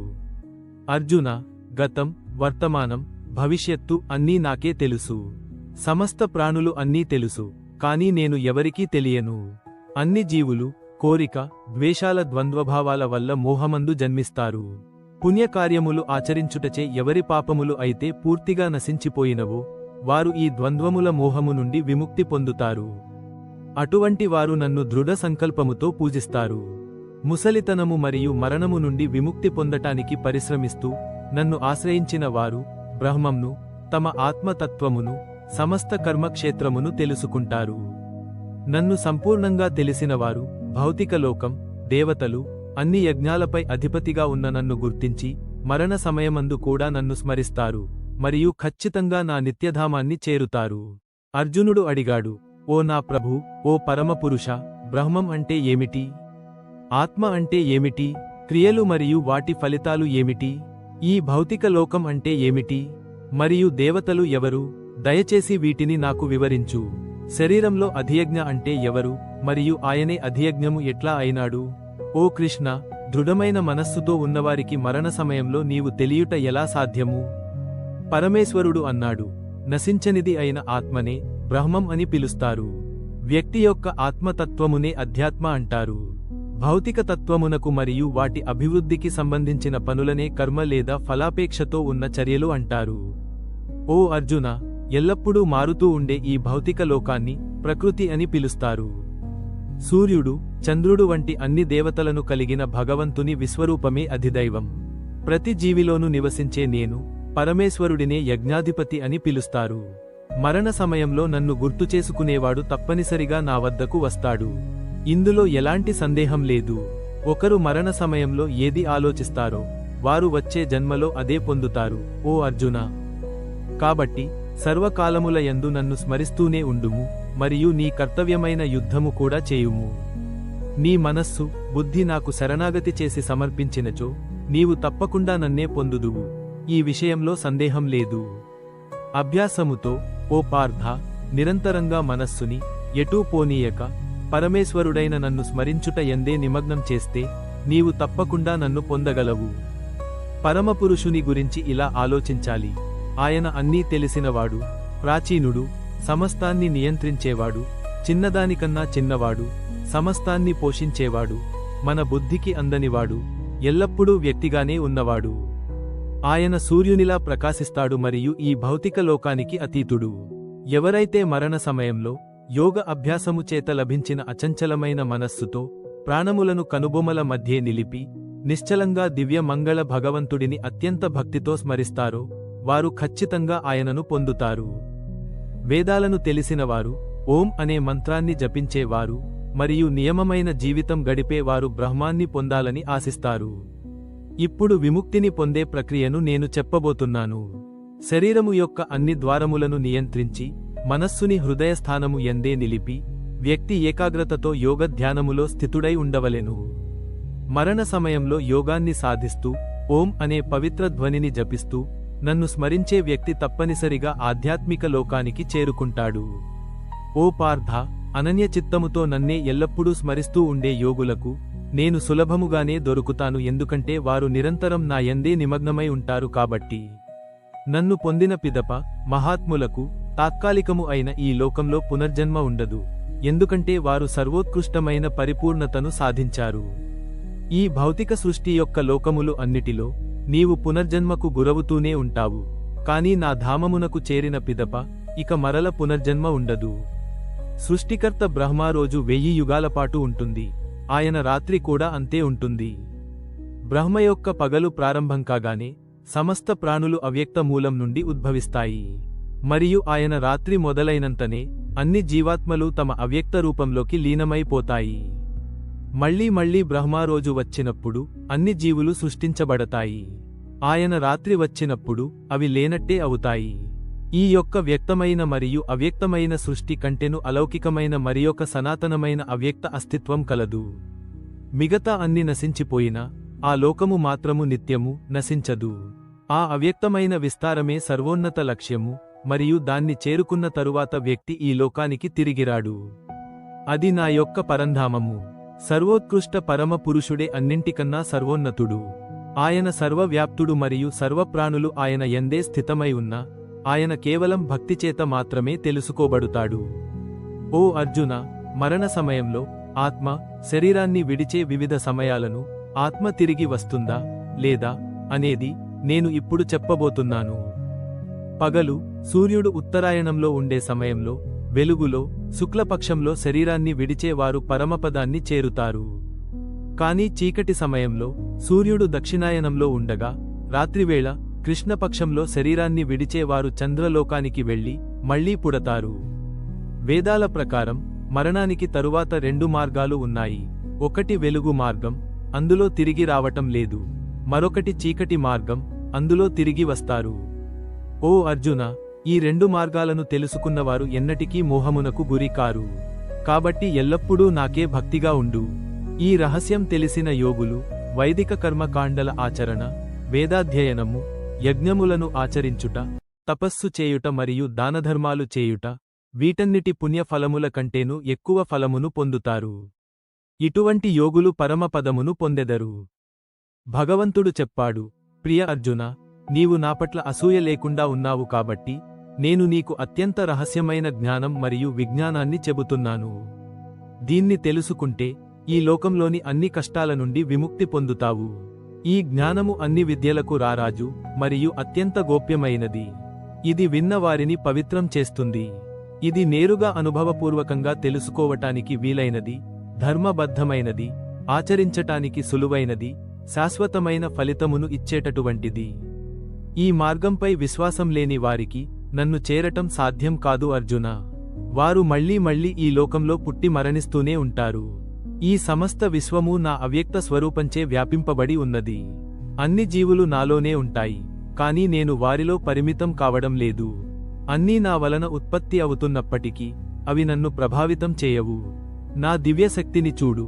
నేనే సమస్త ప్రాణుల సృష్టికర్తను మరియు నిర్వాహకుడను అయినా నేను వాటిచే కాని లేదా భౌతిక ప్రకృతిచే కాని ప్రభావితము కాను. గాలి కూడా ఎల్లప్పుడూ ఆకాశంలోనే స్థితమై ఉన్నట్టు అన్ని జీవులు నాలోనే ఉంటాయి. అర్జున, ప్రతి కాలచక్రం ముగిసినప్పుడు అన్నీ నా వద్దకు తిరిగి వస్తాయి. కొత్త కాలచక్రం ప్రారంభమైనప్పుడు నా శక్తితో మళ్లీ అన్నీ సృష్టిస్తాను. ఈ సంపూర్ణ సృష్టి వ్యవస్థ నా నియంత్రణలో ఉంటుంది. ఇది నా సంకల్పం ద్వారా ఉత్పత్తి అవుతుంది, అంతరించిపోతుంది, మళ్లీ ఉత్పత్తి అవుతుంది. కాని అర్జున, ఈ క్రియలు నన్ను బంధించవు. నేను ఒక తటస్థ పరిశీలకుడిగా ఈ కర్మలు ఏవీ నన్ను అంటకుండా అనాసక్తతతో ఉంటాను. ప్రకృతి అనేది నా శక్తులలో ఒకటి, నా నియంత్రణలో పనిచేస్తుంది. ఇది సమస్త చరాచర భూతములను జనింపచేయును. ఈ శక్తి ద్వారా విశ్వం సృష్టించబడుతుంది, నాశనం అవుతుంది, మళ్లీ సృష్టించబడుతుంది. నేను మానవ రూపంలో వచ్చినప్పుడు అజ్ఞానులు నన్ను అవమానిస్తారు. సకల భూతములకు మహేశ్వరుడైన నా వ్యక్తిత్వం యొక్క దివ్యత్వము వారికి తెలియదు. ఈ అజ్ఞానులు తప్పుడు నమ్మకాలతో మోసపోతారు. ఈ భ్రమలో వారి ఆశలు, క్రియలు, జ్ఞానార్జన ప్రయత్నాలు విఫలమవుతాయి. కాని నా యొక్క దివ్యమైన శక్తిని ఆశ్రయించిన మహాత్ములు, ఓ పార్థ, నన్నే, శ్రీకృష్ణ పరమాత్మనే సమస్త సృష్టికి ఆదిమూలమని తెలుసుకుంటారు. నన్ను శాశ్వత సత్యమని తెలుసుకుని నన్ను శరణు కోరుతారు. మహాత్ములు ఎల్లప్పుడూ నా మహిమలను పాడుతూ, సంకల్పంతో పనిచేస్తూ, వినయముతో నా ముందు ప్రణమిల్లుతూ, ప్రేమతో మరియు భక్తితో నన్ను ఆరాధిస్తారు. కొంతమంది జ్ఞానం పొందటం ద్వారా నన్ను ఆరాధిస్తారు. వారు నన్ను ఒకే సత్యంగా, అనేక రూపాలలో మరియు సంపూర్ణ విశ్వంగా చూస్తారు. నేనే వైదిక క్రతువును, నేనే యజ్ఞమును, మరియు పూర్వీకులకు సమర్పించే నైవేద్యమును నేనే పవిత్ర మంత్రం, నేనే నెయ్యి, నేనే అగ్ని మరియు సమర్పించే కార్యమును. నేనే ఈ విశ్వానికి తండ్రిని, తల్లిని, పోషకుడిని, తాతని, సంరక్షకుడిని, పితామహుడిని నేనే పవిత్రమొనర్చేవాడిని, జ్ఞానం యొక్క లక్ష్యమును నేనే, సృష్టికర్త, నాశనకర్త నేనే, అన్నిటికీ ఆధారం, ఆశ్రయం, అత్యంత స్నేహితుడు నేనే, ప్రారంభం, అంతం మరియు నేనే శాశ్వత స్థానమును. నేను సూర్యుని రూపంలో వేడిమిని ప్రసరిస్తాను మరియు నేనే వర్షమును ఆపుతాను, కురిపిస్తాను. నేనే అమరత్వమును మరియు నేనే మృత్యు రూపంలో వస్తాను. ఓ అర్జున, నేనే ఆత్మను, నేనే పదార్థమును కూడా. వేదాలను పఠిస్తూ సోమరస పానము చేయటం ద్వారా పాపాలన్నీ పోయి స్వర్గసుఖాలను కోరువారు కూడా నిజానికి నన్నే ఆరాధిస్తారు. కాని వారి పుణ్యఫలాలు ముగిసినప్పుడు మళ్ళీ ఈ మానవలోకానికి వస్తారు. కాని నన్ను ప్రేమతో, నాపై ఏకాగ్రతతో ఆరాధించే వారిని, వారి అవసరాలను నేను స్వయంగా చూసుకుంటాను, వారిని కాపాడుతాను. ఇతర దేవతలను ఆరాధించే వారు నిజానికి నన్నే ఆరాధిస్తారు, కానీ సరైన విధంగా కాదు. నేనే అన్ని యజ్ఞాల సుఖభోగాన్ని పొందేవాడిని. నా నిజమైన దివ్య స్వరూపాన్ని గ్రహించని వారు జనన మరణ చక్రంలోనే బంధితులుగా ఉంటారు. వేర్వేరు దేవతలను ఆరాధించే వారు మరణానంతరం వారినే చేరతారు. కానీ నన్ను ఆరాధించే వారు శాశ్వతంగా నన్ను చేరతారు. నాకు ఎవరైనా భక్తితో ఒక ఆకుగాని, ఒక పువ్వుగాని, ఒక పండుగాని లేదా నీరైనా గాని సమర్పిస్తే, ఆ స్వచ్ఛమైన మనస్సుగల నా భక్తునిచే ప్రేమతో ఇవ్వబడిన దానిని నేను సంతోషంగా ఆరగిస్తాను. నీవు చేసే ప్రతిక్రియ, తినే ఆహారం, సమర్పణ, దానం మరియు ఆధ్యాత్మిక సాధన, ఈ అన్నింటినీ నాకోసం సమర్పించు అర్జునా. నీ అన్ని క్రియలను నాకే సమర్పిస్తే అవి మంచివా చెడివా అన్న ఫలితాల నుండి విముక్తుడవు. నీ మనసు నాపై కేంద్రీకరించి నీవు ముక్తి పొందుతూ నన్ను చేరుతావు. నేను అందరితో సమానంగా ఉంటాను. నేను ఎవరి పట్ల పక్షపాతంతో కాని లేదా విరోధభావంతో కాని ఉండను. కాని నన్ను ప్రేమించి భక్తితో ఆరాధించేవారు నాకు చాలా ప్రియులు. నేను వారి స్నేహితుడిని. పరమ పాపిష్ఠివారు అయినా సరే నన్ను అనన్య భక్తితో పూజిస్తే వారిని ధర్మాత్ములుగానే పరిగణించాలి, ఎందుకంటే వారు సరియైన నిర్ణయం తీసుకున్నారు కాబట్టి. త్వరితగతిన వారు ధర్మాత్ములుగా అవుతారు మరియు శాశ్వతమైన శాంతిని పొందుతారు. అర్జున, నా భక్తుడు ఎన్నటికీ నష్టమునకు గురికాడు అని ధైర్యముగా ప్రకటించుము. వారి జన్మ, జాతి, కులము ఏదైనా, లింగభేదం లేకుండా సమాజము అసహించుకునేవారైనా నన్ను శరణుజొచ్చిన వారంతా పరమపదమును పొందుతారు. ఇక పుణ్యాత్ములైన రాజులు, మునుల గురించి ఏమి చెప్పాలి? కాబట్టి తాత్కాలికమైన మరియు సుఖంలేని ఈ ప్రపంచంలోకి వచ్చాక ఇక నాయందు భక్తితో నిమగ్నమవ్వుము. ఎల్లప్పుడూ నన్నే స్మరించుము, నా పట్ల భక్తితో ఉండుము, నన్ను ఆరాధించుము మరియు నాకు ప్రణామములు అర్పించుము. నీ మనస్సు మరియు శరీరము నాకు సమర్పించుటచే నీవు నా వద్దకు నిస్సందేహముగా వచ్చెదవు. శ్రీ భగవానుడు ఇలా పలికెను, నా దివ్య ఉపదేశాన్ని మళ్లీ వినుము, ఓ గొప్ప బాహువులు కలవాడా. నీవు నా ప్రియ సఖుడవు కావున నీ హితము కోరి నేను నీకు దాన్ని తెలియపరుస్తాను. దేవతలుగాని మహర్షులుగాని నా ఆదిని తెలుసుకోలేరు, ఎందుకంటే నేను వారందరి మూలకారణము.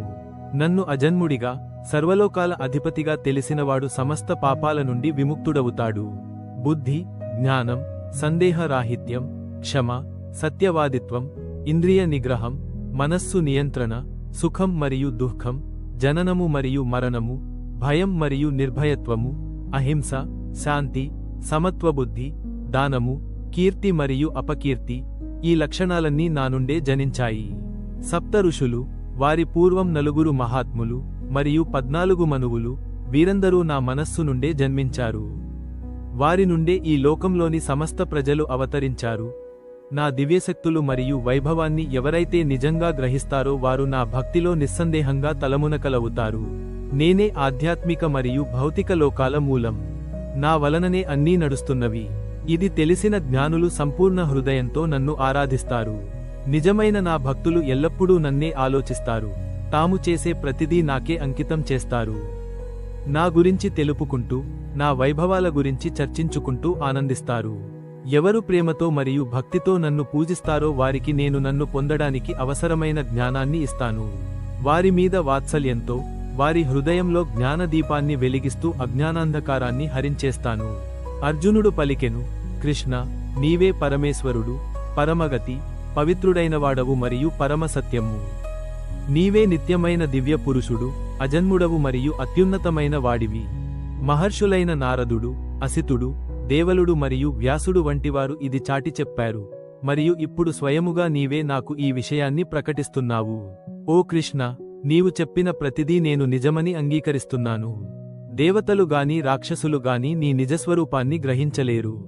కేవలం నీవే నిన్ను పూర్తిగా తెలుసుకోగలవు, ఎందుకంటే నీవే సమస్త సృష్టికి మూలకారణము. దయచేసి నీ దివ్య వైభవం గురించి మరింతగా చెప్పు. నీవు ఈ లోకంలో ఎలా ఉన్నావో చెప్పు. నేను నిన్ను ఎల్లప్పుడూ ఎలా గుర్తుంచుకోవాలో చెప్పు. నిన్ను నేను ఎలాంటి రూపాలలో ధ్యానించాలో చెప్పు. శ్రీ భగవానుడు పలికెను, అర్జున, నేను నా దివ్య వైభవాన్ని వివరిస్తాను, కానీ నా శక్తులు అనంతమైనవిగా ఉండటం వల్ల ముఖ్యమైన వాటినే చెబుతాను. ప్రతి జీవిలో నివసించే ఆత్మ నేనే.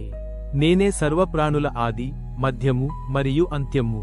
12 ఆదిత్యుల్లో నేనే విష్ణువు. ప్రకాశవంతమైన వెలుగుల్లో నేనే సూర్యుడు. మరుద్దేవతల్లో నేనే మరీచి. నక్షత్రాల్లో నేనే చంద్రుడు. వేదాలలో నేనే సామవేదము. దేవతలలో నేనే ఇంద్రుడు. ఇంద్రియాలలో నేనే మనస్సు. ప్రాణులలో నేనే చైతన్యం. రుద్రుల్లో నేనే శివుడు. యక్షులు మరియు అసురులలో కుబేరుడను. పర్వతాలలో నేనే మేరు పర్వతము. పూజారులలో నేనే బృహస్పతి. యోధులలో నేనే కార్తికేయుడు. జలాల్లో నేనే సముద్రము. మహర్షులలో నేనే భృగు. పవిత్ర శబ్దాల్లో నేనే ఓం. యజ్ఞాల్లో నేనే జపయజ్ఞము. స్థావరములలో హిమాలయమును నేను. వృక్షాల్లో నేనే వటవృక్షము. దైవ ఋషుల్లో నేనే నారదుడు. గంధర్వులలో నేనే చిత్రరథుడు. సిద్ధులలో నేనే కపిలుడు. గురుములలో నేను అమృత సముద్రమును చిలకటం ద్వారా జనించిన ఉచ్చైస్రవమును. ఏనుగుల్లో నేనే ఐరావతుడు. మనుషులలో నేనే రాజు. ఆయుధాల్లో నేనే వజ్రాయుధం. పశువుల్లో నేనే కామధేను. సృష్టికారకుల్లో నేనే మన్మధుడు. సర్పాల్లో నేనే వాసుకి. బహుముఖ సర్పాల్లో నేనే ఆనంతుడు. జలచరాల్లో నేనే వరుణుడు. పితృదేవతలలో నేనే ఆర్యమా. న్యాయనిర్ణేతలలో నేనే యముడు. దైత్యులలో నేను ప్రహ్లాదుడను. వసపరులలో నేనే కాలము. మృగములలో నేనే సింహము. పక్షులలో నేనే గరుత్మంతుడను. శుద్ధికర్తలలో నేనే గాలి. యోధుల్లో నేనే శ్రీరాముడు. చేపల్లో నేనే మత్స్యరాజు. నదుల్లో నేనే గంగా. నేనే సమస్త సృష్టి యొక్క ప్రారంభం, మధ్య, అంతము. శాస్త్రాల్లో నేనే ఆత్మజ్ఞానం. వాదనలలో నేనే సత్యానికి దారితీసే తర్కము. అక్షరాలలో నేనే అక్షర అ. సంయుక్త పదాలలో ద్వంద్వ సమాసము నేనే. నేను నిత్యకాలము. సృష్టికర్తలలో నేనే బ్రహ్మ. సర్వమును కబళించే మృత్యువును నేనే. ఇకముందు భవిష్యత్తులో వచ్చే వాటికి కూడా నేనే ఉత్పత్తిస్థానమును. స్త్రీ లక్షణములో నేను కీర్తిని, సిరిసంపదను, చక్కటి వాక్కును, జ్ఞాపకశక్తిని, మేధస్సు, ధైర్యము మరియు క్షమాగుణమును. వేదమంత్రాల్లో నేనే బృహత్సామం. ఛందస్సులలో నేనే గాయత్రీ మంత్రం. మాసాలలో నేనే మార్గశీర్ష మాసం. ఋతువులలో నేను వసంత ఋతువు. మోసగాళ్లలో జూదమును నేను. తేజోవంతులలో తేజస్సును నేను. విజయులలో విజయమును నేను మరియు సంకల్పము కలవారిలో దృఢసంకల్పమును. ధర్మపరాయణులలో సద్గుణమును నేనే. వృష్ణి వంశస్థులలో నేనే వాసుదేవుడు. పాండవుల్లో నేనే అర్జునుడు. మునుల్లో నేనే వేదవ్యాసుడు. గొప్ప ఆలోచనాపరులలో శుక్రాచార్యుడను. శిక్షలలో నేనే న్యాయం. విజయం కోరేవారిలో నేనే నీతి. రహస్యాలలో నేనే మౌనం. జ్ఞానులలో నేనే జ్ఞానం. సర్వభూతముల సృష్టికి మూల ఉత్పాదక బీజమును నేనే, అర్జున. చరాచర ప్రాణి ఏదీ కూడా నేను లేకుండా ఉండలేదు. అర్జున, నా దివ్య వైభవానికి అంతములేదు. ఇప్పటివరకు నేను చెప్పింది నా అనంత శక్తులలో ఒక భాగము మాత్రమే. ఈ లోకంలో ఏదైనా అందముగా, శక్తివంతంగా, వైభవంగా కనిపిస్తే అది కేవలం నా తేజస్సులో ఒక రేణువు మాత్రమే. ఈ విస్తారమైన జ్ఞానం ఏం అవసరం, ఓ అర్జునా? ఇంతమాత్రం తెలుసుకో చాలు. కేవలం నా యొక్క ఒక్క చిన్న అంశచేతనే సమస్త జగత్తు యందు వ్యాపించి మరియు దాన్ని పోషిస్తూ ఉన్నాను. అర్జునుడు పలికెను, నా మీద దయచే నీవు తెలియపరచిన ఈ యొక్క పరమ రహస్యమైన ఆధ్యాత్మిక జ్ఞానము విన్న తరువాత నా మోహము ఇప్పుడు తొలగిపోయినది. తామర పుష్పంలాంటి అందమైన కన్నుల కలవారైన కృష్ణ, సమస్త ప్రాణుల జనన మరణాలను గురించి మరియు మీ అనంతమైన మహిమను విన్నాను. ఓ ప్రభూ, నీవెవరో నీవే చెప్పినట్టు నీవు సరిగ్గా అటువంటి దివ్య స్వరూపానివే. ఇప్పుడు నాకు నీ యొక్క దివ్య విశ్వరూపమును చూడాలనే కోరిక కలుగుతున్నది. ఓ పురుషోత్తమా, మీ విశ్వరూపాన్ని నేను చూడగలిగే అర్హత కలవాడినని మీరు భావిస్తే, ఓ యోగేశ్వర, దయచేసి ఆ రూపాన్ని నాకు చూపించండి. పరమేశ్వరుడు చెప్పాడు, ప్రియమైన అర్జున, కుంతీ కుమారుడా, నా దివ్య రూపాలను చూడు. వందలాది, వేలాది రంగులు మరియు ఆకారాలలో ఉన్న నా అనేక రూపాలు చూడు. ఓ భరత వంశీయులలో శ్రేష్ఠుడా, తాపసులు, అగ్నిదేవతలు, వాయుదేవతలు, అశ్వినీ దేవతలు మరియు ఇతర దేవతల అనేక రూపాలు ఇక్కడ చూడు. ఇంతకు పూర్వం తెలియపరచబడని అద్భుతములను కూడా చూడుము. ఓ అర్జున, నీవు చూడాలనుకుంటున్న ప్రతి దానిని నా శరీరంలో చూడగలవు. చలించేది, అచలమైనది అన్నీ ఒకే చోట ఉన్నాయి. కానీ నీవు మానవ కన్నులతో నన్ను చూడలేవు. అందుకే నేను నీకు దివ్య దృష్టిని ఇస్తున్నాను. నా విశ్వమయ మహిమను చూడు. సంజయుడు అన్నాడు, ఓ రాజా, ఈ మాటల తరువాత పరమేశ్వరుడు అర్జునుడికి తన విశ్వరూపాన్ని చూపించాడు.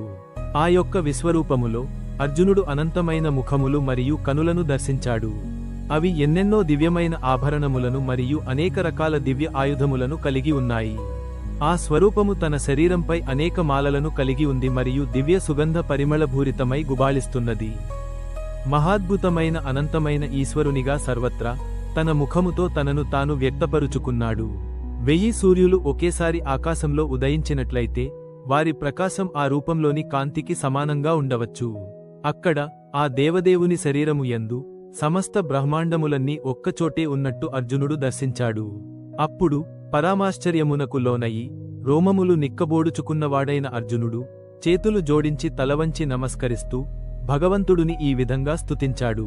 అర్జునుడు అన్నాడు, ఓ కృష్ణ, మీ శరీరంలో అన్ని దేవతలు మరియు ప్రాణులు కనిపిస్తున్నాయి. తామర పుష్పంపై కూర్చున్న బ్రహ్మదేవుడు, శివుడు, మునులు, దివ్య సర్పములను అందరూ మీలోనే ఉన్నారు. ఓ విశ్వేశ్వర, మీ శరీరం అపారమైన భుజాలు, ఉదరములతో, ముఖములతో, కళ్లతో నిండి ఉంది. దీనికి ప్రారంభం, మధ్య, అంతమేం కనిపించటం లేదు. కిరీటముతో, చక్ర, గద ఆయుధములు కలిగి సర్వత్రా ప్రకాశించుచున్న నీ యొక్క ఆశ్చర్యచకిత స్వరూపమును దర్శిస్తున్నాను. సూర్యునిలా అన్ని దిశలలో అగ్నిని విరజిమ్ముతున్న నీ తేజస్సుచే నిన్ను చూడటానికి కష్టతరంగా ఉన్నది. మీరు మహోన్నతులు. ఈ జగత్తుకు మీరు తలమానికులు, శాశ్వతులు, కాలరహితులు, ధర్మాన్ని కాపాడే వారివి. ఇది నాకు అర్థమైంది. మీకు ప్రారంభం లేదు, మధ్యం లేదు, అంతం లేదు. మీ మహిమ అనంతమైనది. మీకు అనేక భుజాలు ఉన్నాయి. సూర్యుడు, చంద్రుడు మీ కళ్ళు. సమస్త సృష్టిని నీ తేజస్సుచే వెచ్చగా ఉత్తేజపరుచుతున్నటువంటి నిన్ను నేను దర్శిస్తున్నాను. దివి నుండి భువి వరకు గల మధ్య ప్రదేశమంతా మరియు అన్ని దిశలలో కూడా నీవే వ్యాపించి ఉన్నావు. ఓ మహానుభావ, మీ భయానకమైన రూపాన్ని చూసి అన్ని లోకాలు భయపడిపోతున్నాయి. దేవతలందరూ మీలో ప్రవేశిస్తూ శరణు కోరుతున్నారు. కొంతమంది భయంతో చేతులు జోడించి ప్రార్థిస్తున్నారు. మునులు, సిద్ధులు మంగళగీతాలు పాడుతున్నారు. ఓ మహాబలశాలి, శివుడు, సూర్యుడు, అగ్నిదేవుడు, వాయుదేవుడు, అశ్వినీ దేవతలు, పితృదేవతలు, గంధర్వులు, రాక్షసులు మరియు ఇతర దేవతా గణాలు భక్తితో మీ వైపు చూస్తున్నారు. ఓ మహాప్రభు, ఎన్నెన్నో నోర్లు, కళ్ళు, చేతులు, ఊరువులు, కాళ్ళు, ఉదరములు మరియు భయంకరమైన పళ్లతో ఉన్న నీ మహాద్భుతమైన స్వరూపము పట్ల పూజ్యభావంతో సమస్త లోకములు మరియు నేను కూడా భయకంపితమై ఉన్నాము. ఓ విశ్వవ్యాపి విష్ణుమూర్తి, మీ ప్రకాశవంతమైన రంగులు ఆకాశాన్ని తాకుతున్నాయి. మీ విపులమైన నోర్లు మరియు భయానకమైన కళ్లతో నేను భయంతో వణుకుతున్నాను. నేను స్థిరంగా నిలబట్టలేకపోతున్నాను. ఓ దేవదేవ, లోకాల రక్షకుడా, దయ చూపించండి. మీ అగ్నిమయమైన ముఖాలు మరియు భయంకరమైన దంతములతో నాకు భయాన్ని కలిగిస్తున్నాయి. నేను భయభ్రాంతుడయ్యాను. ధృతరాష్ట్ర పుత్రులు, రాజులు, భీష్ముడు, ద్రోణుడు, కర్ణుడు మరియు మా ముఖ్య సైనికులు, వీరంతా మీ భయంకరమైన నోళ్లలోకి పరుగెడుతున్నారు. కొంతమందికి తలలు మీ పళ్ల మధ్య నలిగిపోతున్నాయి. నదులు సముద్రంలో కలిసే విధంగా వీరులు మీ అగ్నిమయ నోళ్లలోకి పరుగెడుతున్నారు. ఈ గొప్ప గొప్ప యోధులు మీ నోళ్లలోకి పరుగెడుతూ మిన్నుల్లోకి పడి చనిపోతున్న పురుగుల్లా ఉండిపోతున్నారు. ఓ విష్ణుమూర్తి, మీరు అన్ని వైపుల నుండి ప్రజలను మీ అగ్నిముఖాల ద్వారా మింగివేస్తున్నారు. మీ దివ్య కాంతి సర్వజగత్తును మండే కిరణాలతో కప్పేస్తోంది. నీవెవరో తెలియచేయుము, ఓ భయంకర రూపము కలవాడా. ఓ దేవదేవ, నీ ముందు ప్రణమిల్లుతున్నాను. దయచేసి నాపై కృప చూపుము. సమస్త సృష్టికి ముందే ఉన్న నీ గురించి నీవెవరో తెలుసుకోగోరుతున్నాను, ఎందుకంటే నీ స్వభావము మరియు వ్యవహారమును నేను అర్థం చేసుకోలేకున్నాను. శ్రీ భగవానుడు ఇలా పలికెను, నేను కాలం, లోకాల విధ్వంసకరుడను. ఈ సమయంలో ఉన్న సమస్త జీవులను నాశనం చేయడానికి వచ్చాను. నీ యొక్క ప్రమేయం లేకున్నను ప్రతిపక్షమున నిలిచి ఉన్న యోధులు ఎవ్వరూ మిగలరు. కాబట్టి లేచి యుద్ధం చేయి. నీ శత్రువులను జయించి మహిమాన్విత రాజ్యాన్ని అనుభవించు. వారు నా సంకల్పంతో ముందే నశించిపోయారు. నీవు కేవలం నా పనిముట్టుగా ఉన్నావు. ద్రోణుడు, భీష్ముడు, జయద్రథుడు, కర్ణుడు మరియు ఇతర యోధులు నా చేతే నాశనం చెయ్యబడ్డారు. భయపడకు, యుద్ధం చేయి. నీవు నీ శత్రువులను జయిస్తావు. సంజయుడు ధృతరాష్ట్రునితో చెప్పాడు, ఓ రాజా, ఈ మాటలు విన్న తర్వాత అర్జునుడు చేతులు జోడించి భీతితో వణికిపోయాడు. చేతులు జోడించి శ్రీకృష్ణుడి ఎదుట వంగి నమస్కరిస్తూ భయము ఆవరించి గద్గద స్వరముతో ఇలా పలికెను, హే హృషీకేశ, మీ నామాన్ని విన్నప్పుడు లోకం ఆనందపడుతోంది. సిద్ధులు నమస్కరిస్తున్నారు, రాక్షసులు భయంతో పారిపోతున్నారు. ఇది చక్కగా సరిపోతుంది.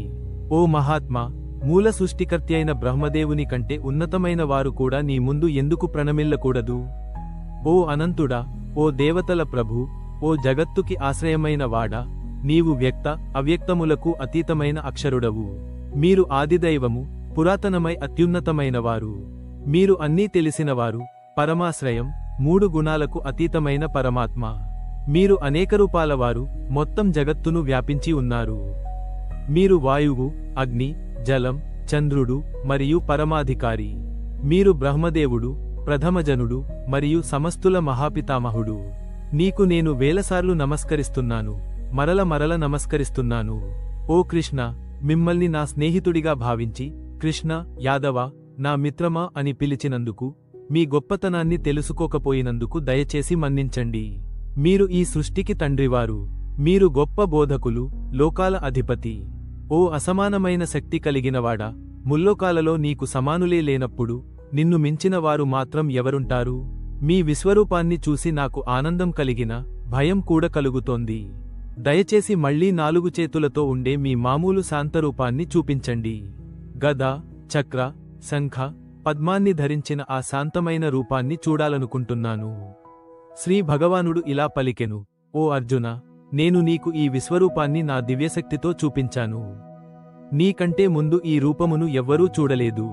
ఓ కురువంశీ శ్రేష్ఠుడా, వేదాలు చదివిన, యజ్ఞాలు చేసిన, దానాలు ఇచ్చిన, తపస్సు చేసిన ఎవ్వరూ ఈ రూపాన్ని చూడలేరు. ఇప్పుడు భయపడవద్దు.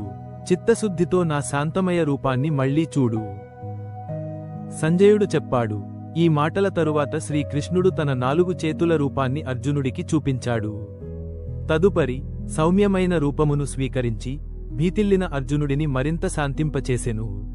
అర్జునుడు అన్నాడు, ఓ శ్రీకృష్ణ, నీ యొక్క సౌమ్యమైన మనుష్య రూపము చూసి నా ప్రశాంతతను మళ్లీ పొందాను మరియు నా మనస్సు సహజస్థితికి వచ్చినది.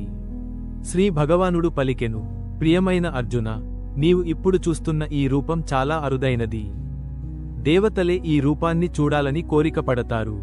శాస్త్రాలు చదివిన, యజ్ఞాలు చేసిన, దానాలు ఇచ్చిన, కఠినమైన తపస్సులు చేసినా నన్ను పూర్తిగా అర్థం చేసుకోలేరు. నిజమైన భక్తితోనే నన్ను అర్థం చేయగలరు. ఎవరైతే అన్ని కర్మలను నా కొరకే చేస్తారో, నా పైనే ఆధారపడతారో మరియు నా పట్ల భక్తితో ఉంటారో, మమకారాసక్తులు లేకుండా ఉంటారో, సర్వభూతముల పట్ల విరోధభావము లేకుండా ఉంటారో, అటువంటి భక్తులు తప్పకుండా నన్నే చేరుకుంటారు. అర్జునుడు అడిగాడు, ప్రభూ, ప్రేమతో, భక్తితో ఎప్పుడూ నిన్నే ఆరాధించేవారు గొప్పవారా, లేక కనిపించనిదైన నిరాకార బ్రహ్మాన్ని ఆరాధించేవారు గొప్పవారా? శ్రీకృష్ణుడు సమాధానం ఇచ్చాడు, నా పైనే తమ మనస్సులను లగ్నం చేసి మరియు సతతమూ నా పట్ల దృఢ విశ్వాసంతో భక్తిలో నిమగ్నమైన వారు అత్యుత్తమ యోగులని నేను పరిగణిస్తాను. నాశరహితుడు, అనిర్వచనీయమైన వాడు, అవ్యక్తము, సర్వవ్యాపి, మనోబుద్ధులకు అతీతుడు, మార్పు లేనివాడు, నిత్యశాశ్వతుడు మరియు నిశ్చలమైన వాడును అయిన ఇంద్రియములను నిగ్రహించి సర్వత్రా సమబుద్ధితో ఉంటూ ఆరాధించేవారు కూడా నన్ను పొందుతారు. మనస్సు యందు అవ్యక్తము పట్ల ఆసక్తి ఉన్నవారికి సిద్ధి పథము చాలా కష్టములతో కూడుకున్నది. అవ్యక్తమును ఆరాధించటం అనేది శరీరబద్ధులైన జీవులకు చాలా కష్టతరమైనది. కాని నన్నే పరమ లక్ష్యముగా భావిస్తూ తమ కార్యాలను నాకే అర్పిస్తూ నాపై అపారమైన భక్తితో అచంచలమైన మనస్సుతో నన్నే ఎప్పుడూ తలచేవారిని నేను త్వరగా జనన మరణాల సముద్రాన్ని దాటించడంలో సహాయం చేస్తాను. కాబట్టి నీ మనస్సుని నామీదే లగ్నం చేయుము మరియు నీ బుద్ధిని నాకు అర్పించుము. ఆ తరువాత నీవు సర్వదా నాలోనే నివసిస్తావు. దీనిపై ఎలాంటి సంశయము వద్దు. ఒకవేళ నీవు మనస్సును నా యందే నిశ్చలముగా లగ్నం చేయలేకపోతే, ఓ అర్జున, మనస్సును నిరంతరం ప్రాపంచిక విషయాల నుండి నిగ్రహిస్తూ నన్ను భక్తితో స్మరించటడానికి అభ్యాసము చేయుము. భక్తి యోగాన్ని అనుసరించలేకపోతే నాకోసం పనిచేయి. నాకోసం పనిచేస్తూ నీవు కూడా అత్యుత్తమ స్థితిని పొందగలవు. దీన్ని కూడా చేయలేకపోతే కర్మఫలాల పట్ల ఆసక్తిని విడచిపెట్టు. నీ కర్మఫలాలను భగవంతునికి అర్పించి సమబుద్ధిగా ఉండటానికి ప్రయత్నించు. అది కూడా సాధ్యపడకపోతే జ్ఞానాన్ని పొందేందుకు ప్రయత్నించు. కానీ జ్ఞానానికి మించినది ధ్యానం, ధ్యానానికి మించినది కర్మఫల త్యాగం.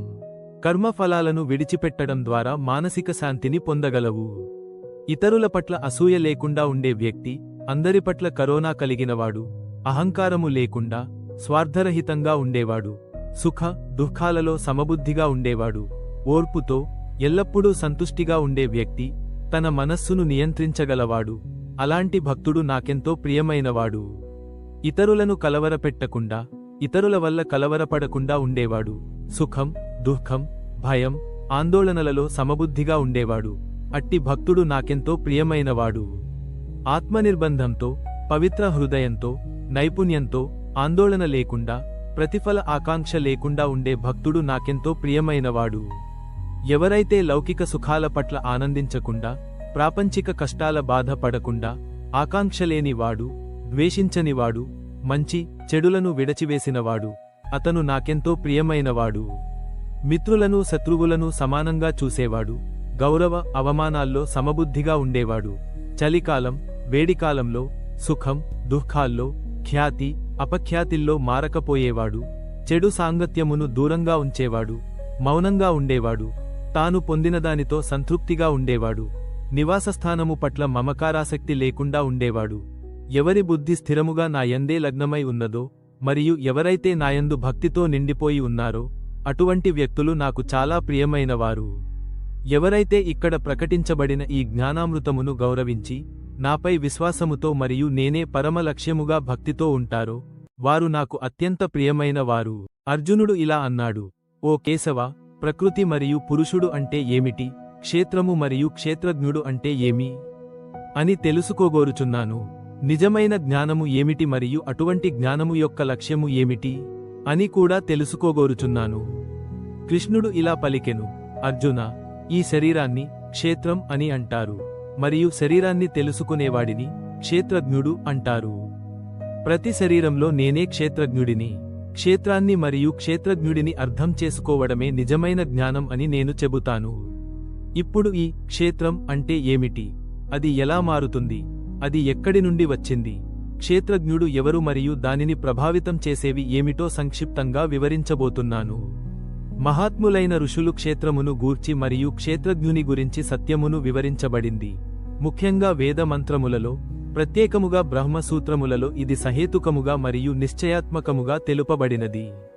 పంచమహాభూతములు, అహంకారము, బుద్ధి, అవ్యక్త మూల ప్రకృతి, 11 ఇంద్రియములు, 5 జ్ఞానేంద్రియములు, 5 కర్మేంద్రియములు మరియు మనస్సు మరియు 5 ఇంద్రియ గ్రాహ్య విషయములతో ఈ యొక్క క్షేత్రము కూడి ఉన్నది.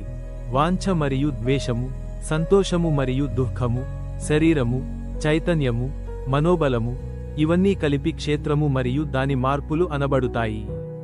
వినయం, హింసలేకపోవడం, సహనం, సరళత, ఆధ్యాత్మిక గురువును ఆశ్రయించడం, శుభ్రత, స్థిరత, ఆత్మ నియమనం, ఇంద్రియ భోగాల పట్ల వితరణ, జననం, మరణం, వృద్ధాప్యం మరియు వ్యాధి లాంటివి తాత్కాలికమని గ్రహించడం, లోక సంబంధాల పట్ల ఆసక్తి లేని స్థితి, మంచి చెడు పరిస్థితుల్లో సమత్వంతో ఉండడం, నా పట్ల శాశ్వత భక్తి కలిగి ఉండడం, ఏకాంత ప్రదేశాల్లో ఉండటానికే ఇష్టపడుట మరియు ప్రాపంచిక సమాజం పట్ల అనాసక్తి, పరమ సత్యముకై తత్వాన్వేషణ, ఇవి జ్ఞాన లక్షణాలు. దీనికి విరుద్ధమైనదేదైనా అజ్ఞానమే.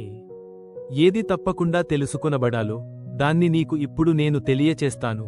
అది తెలుసుకున్న తరువాత వ్యక్తి అమరత్వం పొందుతాడు. అదియే సత్ అసత్లకు అతీతముగా ఉండే ఆదిరహిత బ్రహ్మన్. చేతులు, కాళ్ళు, కళ్ళు, తలలు, ముఖాలు మరియు చెవులు ఎక్కడికక్కడ ఉన్నవాడుగా సమస్త స్థలాల్లో వ్యాపించి ఉంటాడు పరమాత్మ. పరమాత్మ అన్ని ఇంద్రియాలకు మూలం అయిన తానే ఇంద్రియాలకు అతీతుడు. ఆయన నిరాసక్తుడైన సమస్త జీవులను పోషిస్తాడు. స్వభావ గుణాలకు అతీతుడైన స్వభావానికి అధిపతి. పరమసత్యము సమస్త చలనశీల మరియు అచల జీవుల్లో లోపల మరియు బయట కూడా ఉన్నాడు. ఆయన అత్యంత సూక్ష్ముడైనందున భౌతిక ఇంద్రియాలతో చూడలేము గాని ఆయన చాలా దగ్గరగా ఉంటాడు. పరమాత్మ అన్ని జీవుల్లో విభజించబడ్డట్టు కనిపించిన తాను ఒక్కడే. ఆయన ప్రతి జీవిని పోషిస్తాడు, సృష్టించగలడు, భక్షించగలడు కూడా. అతడు వెలుతురును ప్రసారించే వస్తువులలో వెలుగుకు మూలము. అతడు చీకటికి అతీతుడు. అతడు అవ్యక్తుడు, నిజమైన జ్ఞానం, జ్ఞేయము మరియు జ్ఞాన లక్ష్యం. అతడు ప్రతి ఒక్కరి హృదయంలో నివసిస్తాడు. ఈ విధంగా నేను శరీరం, జ్ఞానం మరియు తెలుసుకోదగిన దాని గురించి వివరించాను. నా నిజమైన భక్తులే దీన్ని సంపూర్ణంగా అర్థం చేసుకొని నా దివ్య స్వభావాన్ని చేరుతారు. ప్రకృతి మరియు పురుషుడు రెండూ కూడా సనాతనమైనవి. శరీరములోని అన్ని మార్పులు మరియు ప్రకృతి త్రిగుణములు కూడా సృష్టియందు కార్యమునకు కారణమునకు భౌతిక శక్తియే హేతువని, సుఖ దుఃఖములను అనుభూతి చెందుటలో జీవాత్మయే బాధ్యుడు అని చెప్పబడినది. ప్రకృతితో సంబంధం వల్ల జీవుడు జనన మరణాల చక్రంలో పడి వివిధ రూపాల్లో మంచి చెడు అనుభవిస్తాడు. అయితే ప్రతి శరీరంలో మరో ఆత్మ ఉన్నాడు. ఆయన సర్వసాక్షి, సర్వనియామకుడు, ధరించి పోషించేవాడు, అలౌకిక భోక్త, సర్వోత్కృష్ట నిర్వాహకుడు మరియు పరమాత్మ అని చెప్పబడుతాడు. పరమాత్మ, జీవాత్మ, భౌతిక ప్రకృతి మరియు ప్రకృతి త్రిగుణముల మధ్య సహచర్యముల గురించి యథార్థమును అర్థం చేసుకున్నవారు పునర్జన్మ పొందరు. కొంతమంది ధ్యానంతో పరమాత్మను గ్రహిస్తారు, ఇంకొందరు జ్ఞానంతో తెలుసుకుంటారు, మరికొందరు నిష్కామ కర్మల ద్వారా ఆయనను తెలుసుకుంటారు. ఇంకా కొందరు ఈ ఆధ్యాత్మిక మార్గముల గురించి తెలియనివారు వాటి గురించి ఇతరుల దగ్గర విని భగవానుని ఆరాధించటం చేత, ఇలా భక్తితో మహాత్ముల దగ్గర శ్రవణం చేయటం చేత వారు కూడా జనన మరణాల చక్రాన్ని దాటిపోతారు.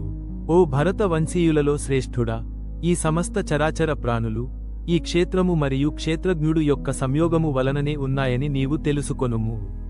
సమస్త ప్రాణులలో ఆత్మతో పాటుగా ఉన్న పరమాత్మను చూసినవాడే మరియు ఆ రెంటిని ఈ నశ్వరమైన శరీరంలో అనస్వరమైన వాటిగా చూసినవాడే నిజముగా చూసినట్టు. అటువంటి వ్యక్తి తాను మానవత్వాన్ని దిగజారనివ్వడు మరియు అతను పరమగమ్యాన్ని చేరతాడు.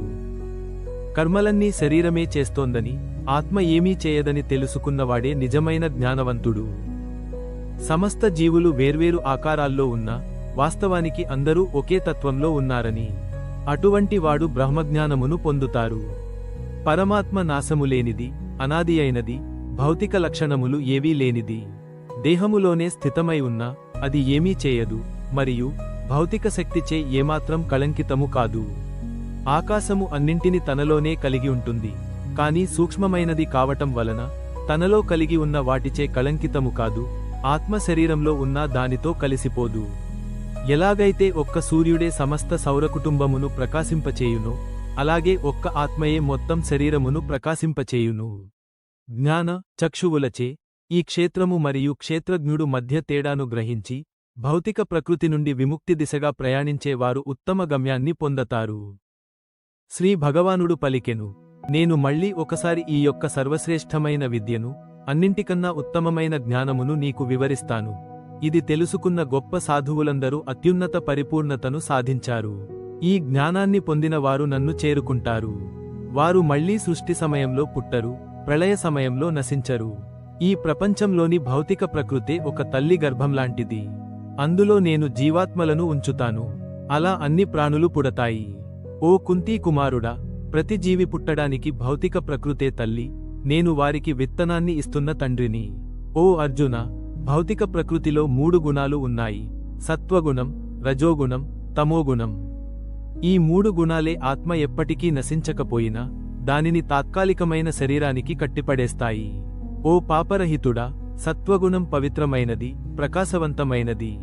అది చెడు క్రియల నుండి విముక్తి కలిగించి జ్ఞానం, ఆనందాన్ని ఇస్తుంది. కాని ఈ గుణంలో ఉన్నవారు ఆ ఆనందం, జ్ఞానానికి బంధింపబడతారు. రజోగుణం అంతులేని కోరికలు, ఆశల నుండి పుడుతుంది. ఓ అర్జున, ఇది జీవిని వ్యక్తిగత లాభం కోసం చేసే క్రియలకు బంధిస్తుంది. ఓ అర్జున, తమోగుణం అజ్ఞానం నుండి పుడుతుంది. ఇది జీవులను గందగోళానికి గురిచేసి ఆలస్యానికి, నిద్రకు, నిర్లక్ష్యానికి దారి తీస్తుంది. సత్వగుణం మనిషిని సుఖాలకే కట్టిపెడుతుంది. రజోగుణం పనులు చేయాలనే కోరికను కలిగిస్తుంది. తమోగుణం జ్ఞానాన్ని కప్పి మనిషిని మోహం మరియు అజ్ఞానంలో ఉంచుతుంది. కొన్నిసార్లు సత్వం బలంగా పెరిగి రజసం, తమసాన్ని జయిస్తుంది. మరి కొన్నిసార్లు రజసం బలపడుతుంది, కొన్నిసార్లు తమసం ఆధిపత్యం చూపుతుంది. ఈ విధంగా ఈ గుణాలు ఎప్పటికప్పుడు ఆధిపత్యం కోసం పోరాడుతూనే ఉంటాయి. సత్వగుణం బలపడినప్పుడు శరీరం, మనస్సు ప్రకాశవంతంగా మారి జ్ఞానంతో నిండిపోతాయి. ఓ అర్జున, రజసం పెరిగినప్పుడు ఆశ, నిరంతర క్రియాశీలత, అస్థిరత, అదుపు చేయలేని కోరికలు కనిపిస్తాయి. తమసం పెరిగినప్పుడు చీకటి, ఆలస్యం, గందరగోళం ఆధిపత్యం చేస్తాయి. ఓ అర్జున, సత్వగుణంలో మరణించినవారు ఉన్నత లోకాలకు వెళ్తారు. రజోగుణంలో మరణించినవారు ఎల్లప్పుడూ భౌతిక లాభాల కోసం కృషి చేసే వారిలో పుడతారు. తమోగుణంలో మరణించినవారు క్రింది జన్మల్లో జంతువుల వంటి లోతైన జీవరాశులలో పుడతారు. మంచి క్రియలు పవిత్ర ఫలితాలను ఇస్తాయి. అవి సత్వంతో సంబంధం కలిగి ఉంటాయి. కోరికల వల్ల చేసిన క్రియలు బాధను ఇస్తాయి. అవి రజసంతో సంబంధం కలిగి ఉంటాయి. తమోగుణంలో చేసిన క్రియలు చీకటికి, గందగోళానికి దారి తీస్తాయి. సత్వగుణముచే జ్ఞానము, రజోగుణముచే లోభము, మరియు తమో గుణముచే నిర్లక్ష్యము మరియు మోహము జనించును. సత్వగుణములో స్థితమై ఉన్నవారు ఉన్నత స్థాయికి వెళతారు. రజోగుణములో స్థితమై ఉండేవారు మధ్యస్థాయిలోనే ఉండిపోతారు. తమో గుణములో స్థితమై ఉండేవారు అధోగతి పాలవుతారు. ఈ మూడు గుణాల కారణంగానే అన్ని జరుగుతాయని మరియు పరమేశ్వరుడు వాటికి అతీతుడని ఎవరైనా తెలుసుకుంటే వారు ఆధ్యాత్మిక స్వరూపాన్ని పొందుతారు. మానవుడు ఈ మూడు గుణాలకు అతీతుడైనప్పుడు అతను జననం, మరణం, వృద్ధాప్యం, దుఃఖం నుండి విముక్తి పొందుతాడు. అటువంటి వ్యక్తి ఈ జీవితంలోనే నిత్యానందాన్ని అనుభవిస్తాడు. అప్పుడు అర్జునుడు అడిగాడు, ప్రకృతి త్రి గుణములకు అతీతముగా అయినవారి లక్షణములు ఏ విధంగా ఉంటాయి ఓ ప్రభువు? వారు ఏ విధంగా ప్రవర్తిస్తారు? వారు త్రి గుణముల బంధనమునకు అతీతముగా ఎలా అవుతారు? శ్రీ భగవానుడు పలికెను, ఓ అర్జున, సత్వంలోని ప్రకాశాన్ని, రజసంలోని కోరికలను, తమసంలోని గందగోళాన్ని, అవి వచ్చినప్పుడు ద్వేషించని, అవి పోయినప్పుడు ఆశించని వాడే ఈ గుణాలకు అతీతుడు. అటువంటి వ్యక్తి ప్రశాంతంగా, స్థిరంగా ఉంటాడు. ఈ గుణములే ప్రవర్తించుతున్నవని తెలుసుకుంటాడు. సుఖం, దుఃఖాన్ని సమంగా చూస్తాడు. బంగారం, ధూళిని ఒకటిగా చూస్తాడు. ప్రశంస, నిందలతో ప్రభావితం కాబడడు. మిత్రులు, శత్రువులను సమానంగా చూస్తాడు. అన్ని స్వార్థపూర్వక క్రియలను విడిచిపెడతాడు. అలాంటి వాడినే ప్రకృతి మూడు గుణాలను అధిగమించినవాడని అంటారు. ఎవరు నన్ను స్వచ్ఛమైన భక్తితో సేవిస్తారో వారు త్రిగుణాలకు అతీతులవుతారు మరియు బ్రహ్మస్థితికి చేరుకుంటారు. నేనే ఆ నిత్యమైన, మార్పులేని, నిరాకారమైన బ్రహ్మానికి ఆధారం. నేనే శాశ్వత ధర్మానికి, అంతులేని దివ్య ఆనందానికి మూలం. శ్రీ భగవానుడు పలికెను, బేర్లు పైకి మరియు కొమ్మలు క్రిందికి ఉన్న సనాతనమైన అశ్వత్థ వృక్షము గురించి చెప్తుంటారు. దాని యొక్క ఆకులు వేద మంత్రములు, మరియు ఈ చెట్టు యొక్క రహస్యం తెలిసిన వారు వేదములను తెలుసుకున్నట్టు. త్రి గుణములచే పోషించబడి ఈ చెట్టు యొక్క శాఖలు పైకి మరియు క్రిందికి విస్తరించి ఉంటాయి. ఇంద్రియ విషయములు వాటికి చిగుర్ల వలె ఉంటాయి. మానవ రూపంలో కర్మ ప్రవహించటానికి చెట్టు యొక్క వేర్లు క్రిందికి వ్రేలాడుతూ ఉంటాయి. క్రిందిన దాని యొక్క వేర్లు శాఖలుగా విస్తరించి మనుష్య లోకములో కర్మలను కలుగచేస్తాయి. ఈ వృక్షం యొక్క నిజమైన స్వరూపాన్ని ఈ లోకంలో ఎవ్వరూ చూడలేరు. అది ఎక్కడ మొదలవుతుంది, ఎక్కడ ముగుస్తుంది, దాని ఆధారం ఎక్కడ అనేది ఎవరూ తెలుసుకోలేరు. కానీ దృఢ సంకల్పంతో ఈ లోతైన మూలాలు కలిగిన వృక్షాన్ని వైరాగ్యము అనే ఆయుధంతో నరికివేయాలి. ఆ తరువాత శాశ్వత స్థానాన్ని అన్వేషించాలి. ఒకసారి ఆ స్థానాన్ని చేరినవాడు మళ్లీ తిరిగి రాడు. అక్కడ సమస్తానికి మూలమైన, నిత్యంగా ఉన్న పరమేశ్వరునికి శరణాగతమవ్వాలి. ఎవరు గర్వం లేకుండా, మోహం లేకుండా ఉంటారో, ఎవరు ఇది నాది అనే ఆసక్తిని జయిస్తారో, ఎప్పుడూ ఆత్మ, భగవంతుని గురించే ఆలోచిస్తారో, ఇంద్రియ సుఖాల కోసం కోరికలు లేకపోతే, సుఖం, దుఃఖాన్ని సమంగా చూస్తే, అటువంటి విముక్తులు నా పరమపదాన్ని చేరుకుంటారు. నా పరమధామం సూర్యుని వెలుగుకి, చంద్రుని కాంతికి, అగ్నికి అతీతం. దానిని చేరినవారు ఈ భౌతిక లోకానికి తిరిగి రావు. ఈ లోకంలోని సమస్త జీవులు నా నిత్య భాగాలు. కానీ వారు భౌతిక లోకంలో జీవిస్తున్నందున వారు మనస్సుతో కలిపి ఉన్న 6 ఇంద్రియములతో ప్రయాస పడుతున్నారు. ఎలాగైతే గాలి సుగంధమును ఒకచోటి నుండి ఇంకొక చోటికి తీసుకువెళుతుందో, జీవాత్మ కూడా పాత శరీరమును విడిచి కొత్త శరీరంలోనికి ప్రవేశిస్తున్నప్పుడు మనస్సు మరియు ఇంద్రియములను తనతో పాటుగా తీసుకెళుతుంది.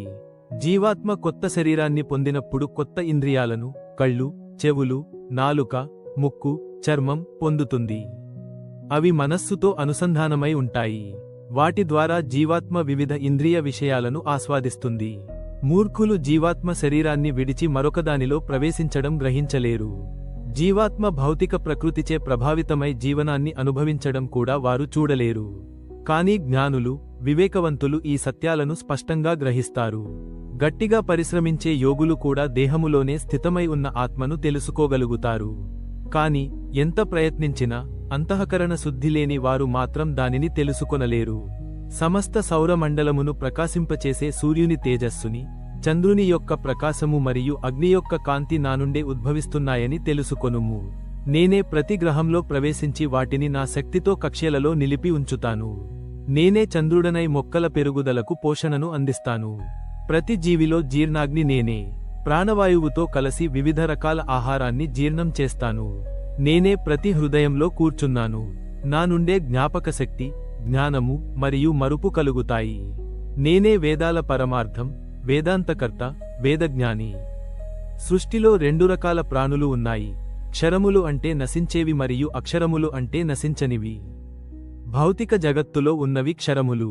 అక్షరములు అంటే మోక్షము పొందిన జీవులు. ఈ రెండింటికన్నా మించినవాడు పరమేశ్వరుడు. ఆయన అవ్యయమైన ఈశ్వరునిగా ముల్లోకములలో ప్రవేశించి సమస్త ప్రాణులను పోషిస్తూ ఉంటాడు. క్షర, అక్షరములను మించి నేను పరమోన్నతుడిని కాబట్టి నేను భౌతిక లోకంలోను వేదాలలోను దివ్య పురుషుడిగా కీర్తింపబడ్డాను. ఎటువంటి సందేహం లేకుండా నన్ను పరమేశ్వరునిగా గ్రహించినవాడు నిజంగా అన్నిటినీ తెలుసుకున్నవాడు. అలాంటివాడు నాకు పూర్తిగా శరణాగతమై నన్ను భక్తితో సేవిస్తాడు. ఓ అర్జున, నేను నీకు వేదాల లోతైన రహస్య సత్యాన్ని చెప్పాను. దీనిని ఎవరు అర్థం చేసుకుంటారో వారు జ్ఞానులు అవుతారు. అలాంటి వారు జీవితంలో చేయవలసినది అన్నిటినీ పూర్తిగా సాధించినవారే అవుతారు.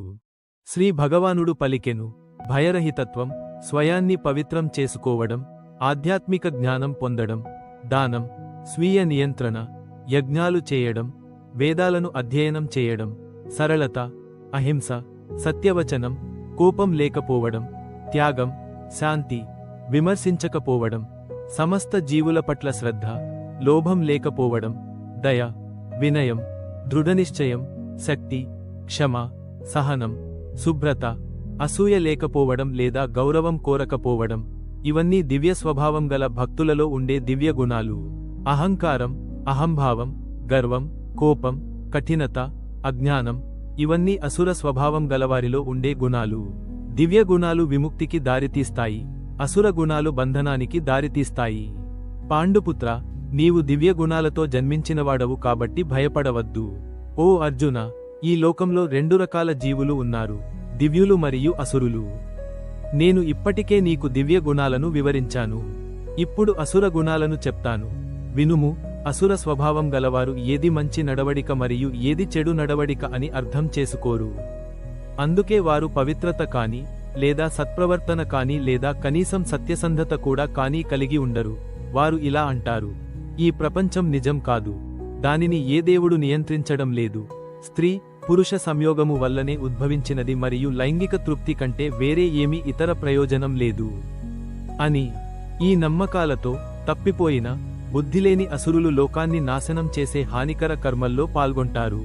అపారమైన కామం మరియు గర్వం చేత నడిపించబడి తాత్కాలికమైన వాటికి ఆకర్షితమై అపవిత్ర సంకల్పంతో ప్రవర్తిస్తారు.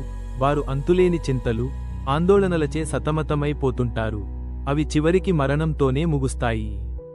అయినా సరే, వాంఛల సంతుష్టి మరియు ఆస్తి కూడగట్టుకోవటమే జీవిత పరమావధి అని నిశ్చయముగా ఉంటారు. ఆసుర గుణాలు ఉన్నవారు ఇలా ఆలోచిస్తారు, నేను ఇప్పటివరకు చాలా డబ్బు సంపాదించాను, ఇంకా ఎక్కువ సంపాదిస్తాను, అన్నీ నావే, రేపు మరింత వస్తుంది, నా శత్రువును నేను జయించాను, ఇంకొన్ని శత్రువులను కూడా జయిస్తాను, నేనే దేవుడిలాంటి వాడిని, నేనే అన్నీ అనుభవించేవాడిని, నేను తప్పులేని వాడిని, బలవంతుడిని, ఆనందంగా ఉన్నాను. నేను ధనవంతుడిని, నాకు గొప్ప బంధువులు ఉన్నారు. నాకు సాటి ఎవరు? నేను యజ్ఞాలు చేస్తాను, దానం ఇస్తాను, ఆనందిస్తాను. ఇలా వారు అజ్ఞానంతో మోసపోతారు. అనేక ఆందోళనలతో గందగోళంలో, భ్రమల్లో చిక్కుకుని, వారు ఇంద్రియాసక్తికి బలంగా బంధించబడి నరకంలో పడిపోతారు. అటువంటి గర్వం, అహంకారం మరియు మోసగాని వ్యక్తులు తమ ధనంతో, సంపదతో గర్వపడతారు. వారికి శాస్త్ర నియమాల పట్ల గౌరవం ఉండదు. అయినా కేవలం చూపించడానికి, ఆడంబరంగా మాత్రమే యజ్ఞాలు చేస్తారు.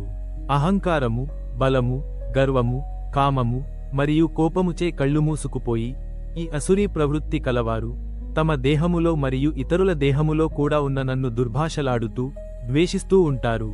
క్రూర స్వభావం, ద్వేషంతో నిండిన, తక్కువ స్థాయి ఉన్న వ్యక్తులను నేను ఈ భౌతిక ప్రపంచంలో పునర్జన్మ చక్రంలో మళ్లీ మళ్లీ వారి అసుర స్వభావ గర్భాల్లో విసిరిపెడతాను. ఈ మూర్ఖ ఆత్మలు అదే అసుర స్వభావంలో పదేపదే జన్మిస్తూ నా దగ్గర చేరలేవు. ఓ అర్జున, వారు చాలా తక్కువ స్థాయి జీవితంలో క్రమంగా పడిపోతారు. నరకానికి తీసుకెళ్లే 3 ద్వారాలు ఉన్నాయి: కామం, కోపం, లోభం. ప్రతి జ్ఞాని వీటిని విడిచిపెట్టాలి, ఎందుకంటే ఇవి ఆత్మను నాశనం చేస్తాయి. కుంతీపుత్ర, ఈ 3 నరకద్వారాల నుండి తప్పించుకున్నవాడు ఆత్మసాక్షాత్కారానికి దారితీసే కర్మలను చేసి చివరికి పరమ లక్ష్యాన్ని చేరుకుంటాడు. శాస్త్రాలను నిర్లక్ష్యం చేసి తన స్వకల్పిత కోరికలతో నడిచే వాడు పరిపూర్ణత, సుఖం లేదా పరమ లక్ష్యాన్ని పొందలేడు. అందువలన ఏమి చేయాలి, ఏమి చేయకూడదో నిర్ణయించేటప్పుడు శాస్త్రాలను మార్గదర్శకంగా తీసుకో. శాస్త్రాలు చెప్పే నియమాలు, ఉపదేశాలను అర్థం చేసుకో మరియు అవి చెప్పిన విధంగా ప్రపంచంలో ప్రవర్తించు.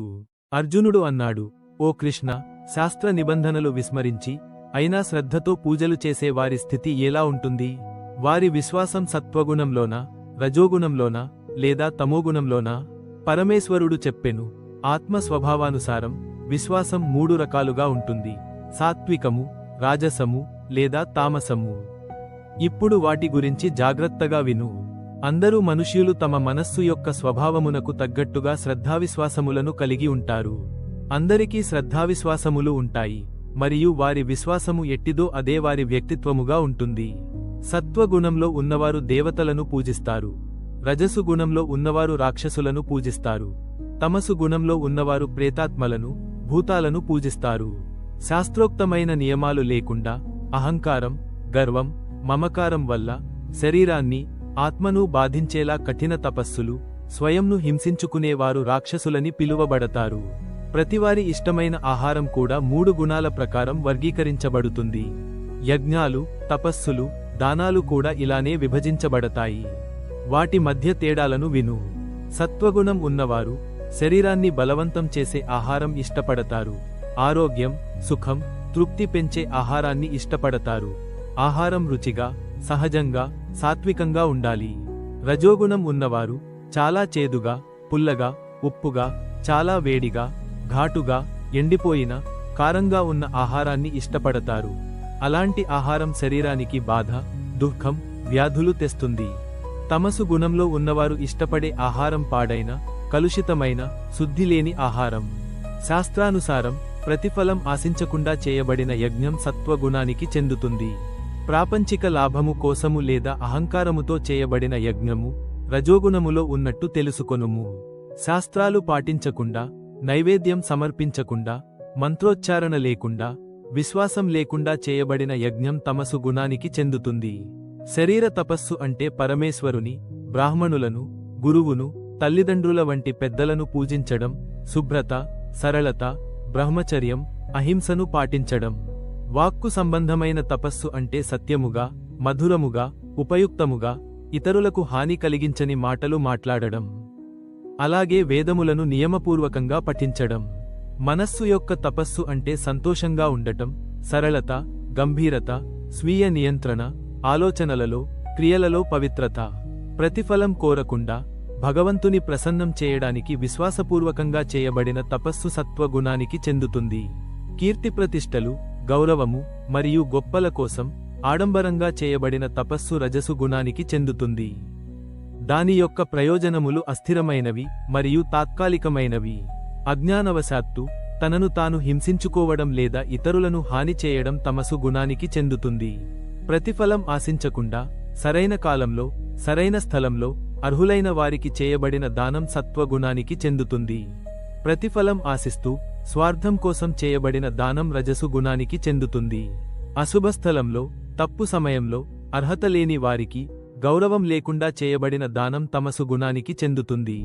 సృష్టి ఆరంభం నుండి ఓం తత్ సత్ అనే 3 పదాలు పరమసత్యాన్ని సూచించడానికి ఉపయోగించబడ్డాయి. వీటిని బ్రాహ్మణులు వేదమంత్రోచ్చారణలో యజ్ఞాలలో ఉపయోగిస్తారు.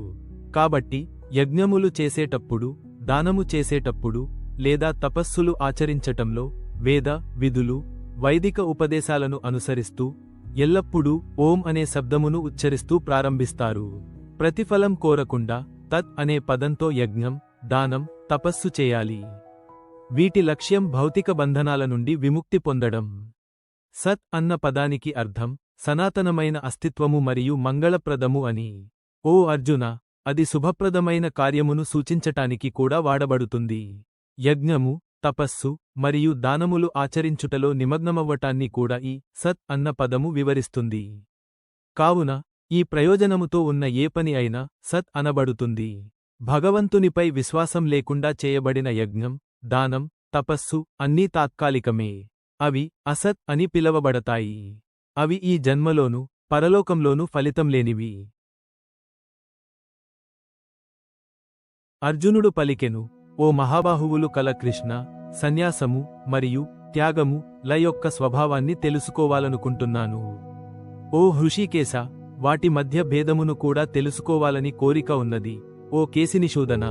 పరమేశ్వరుడు అన్నాడు, కోరికలచే ప్రేరితమైన కర్మలను త్యజించటమే సన్యాసము అని జ్ఞానసంపన్నులు అన్నారు. సమస్త కర్మల ఫలములను విడిచిపెట్టటమే పండితులు త్యాగము అని అన్నారు. కొంతమంది జ్ఞానులు కోరికలతో చేసే అన్ని క్రియలను విడిచిపెట్టాలి అంటారు, ఎందుకంటే అవి తప్పు. కానీ మరికొందరు యజ్ఞం, దానం, తపస్సు ఎప్పటికీ విడిచిపెట్టరాదు అంటారు. త్యాగము అన్న విషయముపై ఇప్పుడు నా తుది నిర్ణయమును వినుము. ఓ పురుషవ్యాఘ్రమా, త్యాగము అనేది 3 రకాలుగా ఉంటుంది అని చెప్పబడినది. యజ్ఞం, దానం, తపస్సు ఎప్పటికీ విడిచిపెట్టరాదు. అవి ఎల్లప్పుడూ చేయవలసిందే. అవి బుద్ధిమంతులను కూడా పవిత్రం చేస్తాయి. ఇలాంటి క్రియలను ఫలాశ లేకుండా కర్తవ్యంగా చేయాలి. ఓ పార్థపుత్ర, ఇదే నా తుది పరిశీలన. కర్తవ్యాన్ని ఎప్పుడూ విడిచిపెట్టరాదు. అవివేకం వల్ల ఎవరు కర్తవ్యాన్ని విడిచిపెడతారో వారి త్యాగం తమోగుణంలో ఉంటుంది.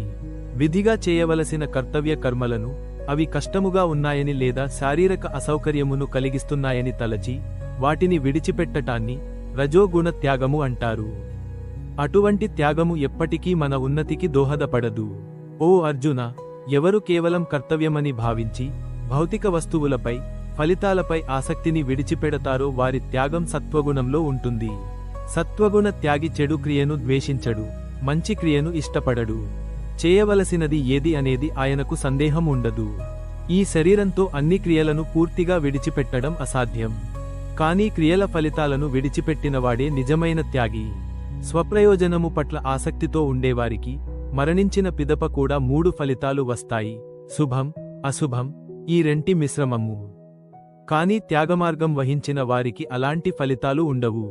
ఓ అర్జున, ఏ పని చేసినా దాని వెనుక ఉన్న 5 కారకములను సాంఖ్యశాస్త్రం ఎలా వివరిస్తుందో నేను చెబుతున్నాను. విని తెలుసుకో. శరీరము, కర్త అంటే జీవాత్మ, వివిధ ఇంద్రియములు, వివిధ రకాల కృషి, దైవానుగ్రహము, ఇవే కర్మ యొక్క 5 అంగములు. శరీరం, మనసు, వాక్కు ద్వారా మనిషి చేసే శుభ, అశుభ క్రియ ఏదైనా ఈ 5 కారకముల వల్లే జరుగుతుంది. అందువల్ల ఈ 5 కారకములను పరిగణించకుండా తానే కర్తనని భావించే వాడు జ్ఞానరహితుడు, వాస్తవాన్ని చూడలేడు. కర్తృత్వ అహంకార భావమును విడిచిపెట్టి బుద్ధి మమకారాసక్తి రహితముగా ఉండేవారు ప్రాణులను సంహరించినా సరే వారు చంపినట్టు కాదు మరియు కర్మ బంధనములకు లోనుకారు. కర్మను ప్రభావితం చేసే 3 విషయాలు: జ్ఞానం, జ్ఞేయము. జ్ఞానమును ఎరిగి వాడినవాడు. కర్మకు సంబంధించిన 3 భాగాలు: ఉపకరణం, క్రియ, కర్త. ఇప్పుడు 3 గుణాల ఆధారంగా జ్ఞానం, కర్మ, కర్త ఈ 3 విభాగాలను చెబుతాను. ఏకరూప ఆత్మస్వరూపం అన్ని జీవుల్లో ఉందని, రూపభేదాలున్న అదే ఆత్మ అని చూసే జ్ఞానం సత్వగుణంలో ఉంటుంది. ప్రతి శరీరాన్ని వేర్వేరు జీవిగా చూసే జ్ఞానం రజోగుణంలో ఉంటుంది. నిజాన్ని అర్థం చేసుకోకుండా ఒకే విధమైన కర్మకు మాత్రమే ఆసక్తి చూపే జ్ఞానం తమోగుణంలో ఉంటుంది. నియమబద్ధంగా, ఆసక్తి లేకుండా, రాగద్వేషరహితంగా, ఫలాపేక్ష లేకుండా చేసే క్రియ సత్వగుణంలో ఉంటుంది. కోరికలు తీర్చుకోవడానికి, అహంకారంతో చేసే క్రియ రజోగుణంలో ఉంటుంది. అవివేకంతో, నియమాలను పట్టించుకోకుండా, ఫలితాన్ని ఆలోచించకుండా చేసే క్రియ తమోగుణంలో ఉంటుంది. ఫలాపేక్ష లేకుండా, అహంకారం లేకుండా, స్వీయ నియంత్రణతో, సంకల్పబలంతో పనిచేసే కర్త సత్వగుణంలో ఉంటాడు. పని పట్ల, ఫలితాల పట్ల ఆసక్తి కలిగి, దురాశతో, అసూయతో, సుఖదుఃఖాలకు బంధితుడైన కర్త రజోగుణంలో ఉంటాడు. నియమవిరుద్ధంగా పనిచేసే, భౌతికాసక్తి గల, అలసత్వం గల, అసంతృప్తి గల, నిర్లక్ష్యంతో కాలవిలంబన చేసే కర్త తమోగుణంలో ఉంటాడు. ఓ అర్జున, ఇప్పుడు బుద్ధి, ధృతుల విభాగాలను 3 గుణాల ఆధారంగా చెబుతాను. ఓ పార్థపుత్ర, చేయవలసినది ఏమిటి, చేయరానిది ఏమిటి, భయపడవలసినది ఏమిటి, భయపడనవసరం లేనిది ఏమిటి, బంధనమేమిటి, విమోచనమేమిటి అని తెలిసే బుద్ధి సత్వగుణంలో ఉంటుంది. ఏది సరియైన ప్రవర్తన, ఏది తప్పుడు ప్రవర్తన అని, శుభకర్మ, అశుభకర్మ తేడా తెలియని బుద్ధి రజోగుణంలో ఉంటుంది. సరియైన తప్పుగా చూసి, తప్పును సరైనదిగా భావించి, తప్పుదోవలో నడిపించే బుద్ధి తమోగుణంలో ఉంటుంది. ఓ పార్థపుత్ర, యోగ సాధనతో మనస్సును నియంత్రిస్తూ, అచంచలంగా ఉండే ధృతి సత్వగుణంలో ఉంటుంది. ధర్మం, అర్థం, కామం ఫలితాలపై కేంద్రీకరించిన ధృతి రజోగుణంలో ఉంటుంది. ఓ అర్జున, భయం, దుఃఖం, మోహం నిండిన, అచంచలంగా ఉండని ధృతి తమోగుణంలో ఉంటుంది. ఓ భరతశ్రేష్ఠుడా, ఇప్పుడు ఆత్మను ఆనందపరిచే 3 రకాల సుఖాలను చెబుతాను. అవి కొన్నిసార్లు దుఃఖానికి ముగింపు కలిగిస్తాయి. మొదట విషంలా అనిపించి, చివర అమృతంలా ఉండి, ఆత్మసాక్షాత్కారానికి దారి తీసే సుఖం సత్వగుణంలో ఉంటుంది. ఇంద్రియాసక్తుల వల్ల కలిగే, మొదట తీయనిగా అనిపించి, తర్వాత దుఃఖానికి దారి తీసే సుఖం రజోగుణంలో ఉంటుంది. ఆలస్యంతో, నిద్రతో, మోహంతో కలిగే అజ్ఞాన సుఖం తమోగుణంలో ఉంటుంది. ఈ భౌతిక జగత్తు యందు గాని, దేవతల్లో గాని 3 గుణాల ప్రభావానికి అతీతంగా ఎవరూ లేరు. బ్రాహ్మణులు, క్షత్రియులు, వైశ్యులు, శూద్రులు, వీరి గుణాలు 3 గుణాల ఆధారంగా వేరు చేయబడ్డాయి. శాంతి, స్వీయ నియంత్రణ, పవిత్రత, సహనం, నిజాయితీ, జ్ఞానం, విజ్ఞానం ఇవి బ్రాహ్మణుల సహజ గుణాలు. ధైర్యం, శక్తి, నాయకత్వం, యుద్ధంలో వీరత్వం ఇవి క్షత్రియుల గుణాలు. వ్యవసాయం, గోవుల సంరక్షణ, వాణిజ్యం ఇవి వైశ్యుల సహజ కర్మ. ఇతరులకు సేవ చేయడం శూద్రుల కర్మ. తన స్వభావానికి అనుగుణంగా కర్మ చేస్తే మనిషి సంపూర్ణత పొందుతాడు. ఇప్పుడు ఇది ఎలా సాధ్యమవుతుందో నన్ను విని తెలుసుకో. సర్వకారణకారణుడైన పరమేశ్వరుని ఆరాధిస్తూ తన స్వకర్మ చేస్తే సంపూర్ణతను పొందుతాడు. పరధర్మమును సరిగ్గా చేయుటకంటే కూడా సరిగా చేయలేకపోయినా సరే తన ధర్మము చేయుటయే వ్యక్తికి శ్రేష్టము. తన స్వభావ సిద్ధ విధులను చేయుటలో వ్యక్తికి పాపము అంటదు. ప్రతి పనికి లోపాలు ఉంటాయి. అగ్ని పొగచే కప్పివేయబడ్డట్టు నిజానికి సమస్త కర్మ ప్రయాసలు ఏదో ఒక దోషముచే ఆవరింపబడి ఉంటాయి. స్వీయ నియంత్రణ గల, విరక్తి గల, భౌతికాసక్తి లేని వాడు త్యాగమార్గం ద్వారా మోక్షస్థితికి చేరతాడు. ఓ కుంతీపుత్ర, సక్రమమైన కర్మల ద్వారా బ్రహ్మస్థితిని ఎలా చేరవచ్చో నన్ను విని తెలుసుకో. మనస్సును పవిత్రపరచి, ఇంద్రియాలను నియంత్రించి, ఆసక్తులను విడిచిపెట్టి, ఏకాంతవాసి, అల్పాహారి, నిత్యశాంతుడు అయినవాడు ఆత్మసాక్షాత్కారిని అవుతాడు. ఆ స్థితిలో ఉన్నవాడు పరబ్రహ్మను అనుభవించి ఆనందమంతుడవుతాడు. కోరికలరహితుడై, సమదృష్టి గలవాడై, పరమభక్తితో నన్ను పొందుతాడు. నన్ను పరమేశ్వరుడిగా కేవలం భక్తిసేవ ద్వారానే అర్థం చేసుకోవచ్చు. అలాంటి జ్ఞానం కలిగినవాడు నా లోకంలో ప్రవేశిస్తాడు. సర్వకార్యములు చేస్తూనే ఉన్నా నా భక్తులు నన్నే పూర్తిగా ఆశ్రయిస్తారు. నా కృపచే వారు నిత్యశాశ్వతమైన మరియు అనస్వరమైన ధామమును పొందుతారు. అన్నిటిలో నాపైనే ఆధారపడు. నా రక్షణలో ఉండి నా స్మరణతో కర్మలు చేయు. నా స్మరణతో ఉంటే నా కృపతో అన్ని అడ్డంకులను దాటుతావు. లేకపోతే నశిస్తావు. నా మాట వినకుండా యుద్ధం చేయకుంటే తప్పుదోవలో నడుస్తావు.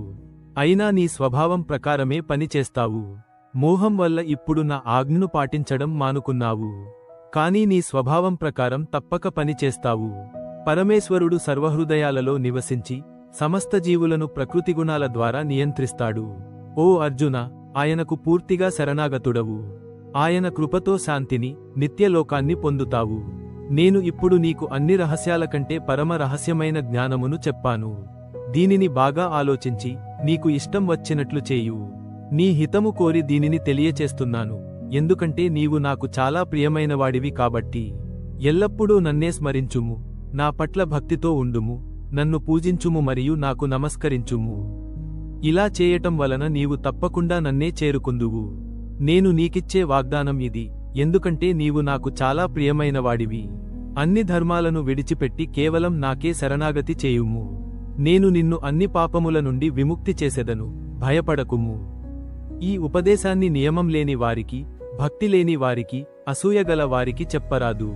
ఎవరైతే ఈ పరమ గోప్యమైన జ్ఞానమును నా భక్తులలో ఉపదేశిస్తారో వారు నిస్సందేహముగా నన్నే చేరుకుంటారు. వారికంటే ఎక్కువ ప్రేమయుక్త సేవ నాకు ఎవరూ చేసినట్టు కాదు. వారికంటే ఎక్కువ ప్రియమైన వారు నాకు ఈ భూమిపై ఎవరూ ఉండబోరు. ఈ జ్ఞానాన్ని కేవలం విన్నవారు కూడా పాపముల నుండి విముక్తి పొంది పుణ్యాత్ములు నివసించే పవిత్ర లోకములకు చేరుకుంటారు. ఓ అర్జున, నేను చెప్పినది ఏకాగ్రతతో విన్నావా? నీ యొక్క అజ్ఞానము, మోహభ్రాంతి నిర్మూలించబడినవా? అర్జునుడు అన్నాడు, ఓ అచ్యుతా, నీ కృపచే నా యొక్క మోహభ్రాంతి నిర్మూలించబడినది, మరియు నేను జ్ఞానములో స్థితుడనై ఉన్నాను. నాకు ఇప్పుడు సందేహాలు ఏవీ లేవు, మరియు నీ ఉపదేశాల ప్రకారం చేస్తాను. సంజయుడు అన్నాడు, ఈ విధంగా నేను వసుదేవుని పుత్రుడైన శ్రీకృష్ణుడికి మరియు మహాత్ముడు అర్జునుడికి మధ్య జరిగిన సంవాదమును విన్నాను. ఇది ఎంత అద్భుతమైనదంటే నా రోమములు నిక్కబొడుచుకుంటున్నాయి. వ్యాసుని కృపతో నేను స్వయంగా సర్వోత్కృష్ట పరమ రహస్యమైన యోగమును స్వయంగా యోగేశ్వరుడైన శ్రీకృష్ణుడి నుండి తెలుసుకున్నాను. ఓ రాజా, ఈ అద్భుత సంభాషణను తలచుకున్నప్పుడల్లా నాకు మహానందం కలుగుతుంది. ఓ రాజా, కృష్ణుడి విశ్వరూపాన్ని తలచుకున్నప్పుడల్లా పదే పదే మహదానందముతో పదే పదే పులకించిపోతున్నాను. ఎక్కడ అయితే యోగేశ్వరుడైన శ్రీకృష్ణుడు, ఎక్కడ అయితే అత్యున్నత విలుకాడైన అర్జునుడు ఉంటారో అక్కడ సకల ఐశ్వర్యము, సర్వ విజయము, సకల సమృద్ధి మరియు ధర్మము ఉంటాయి. ఇది నా నిశ్చిత అభిప్రాయము.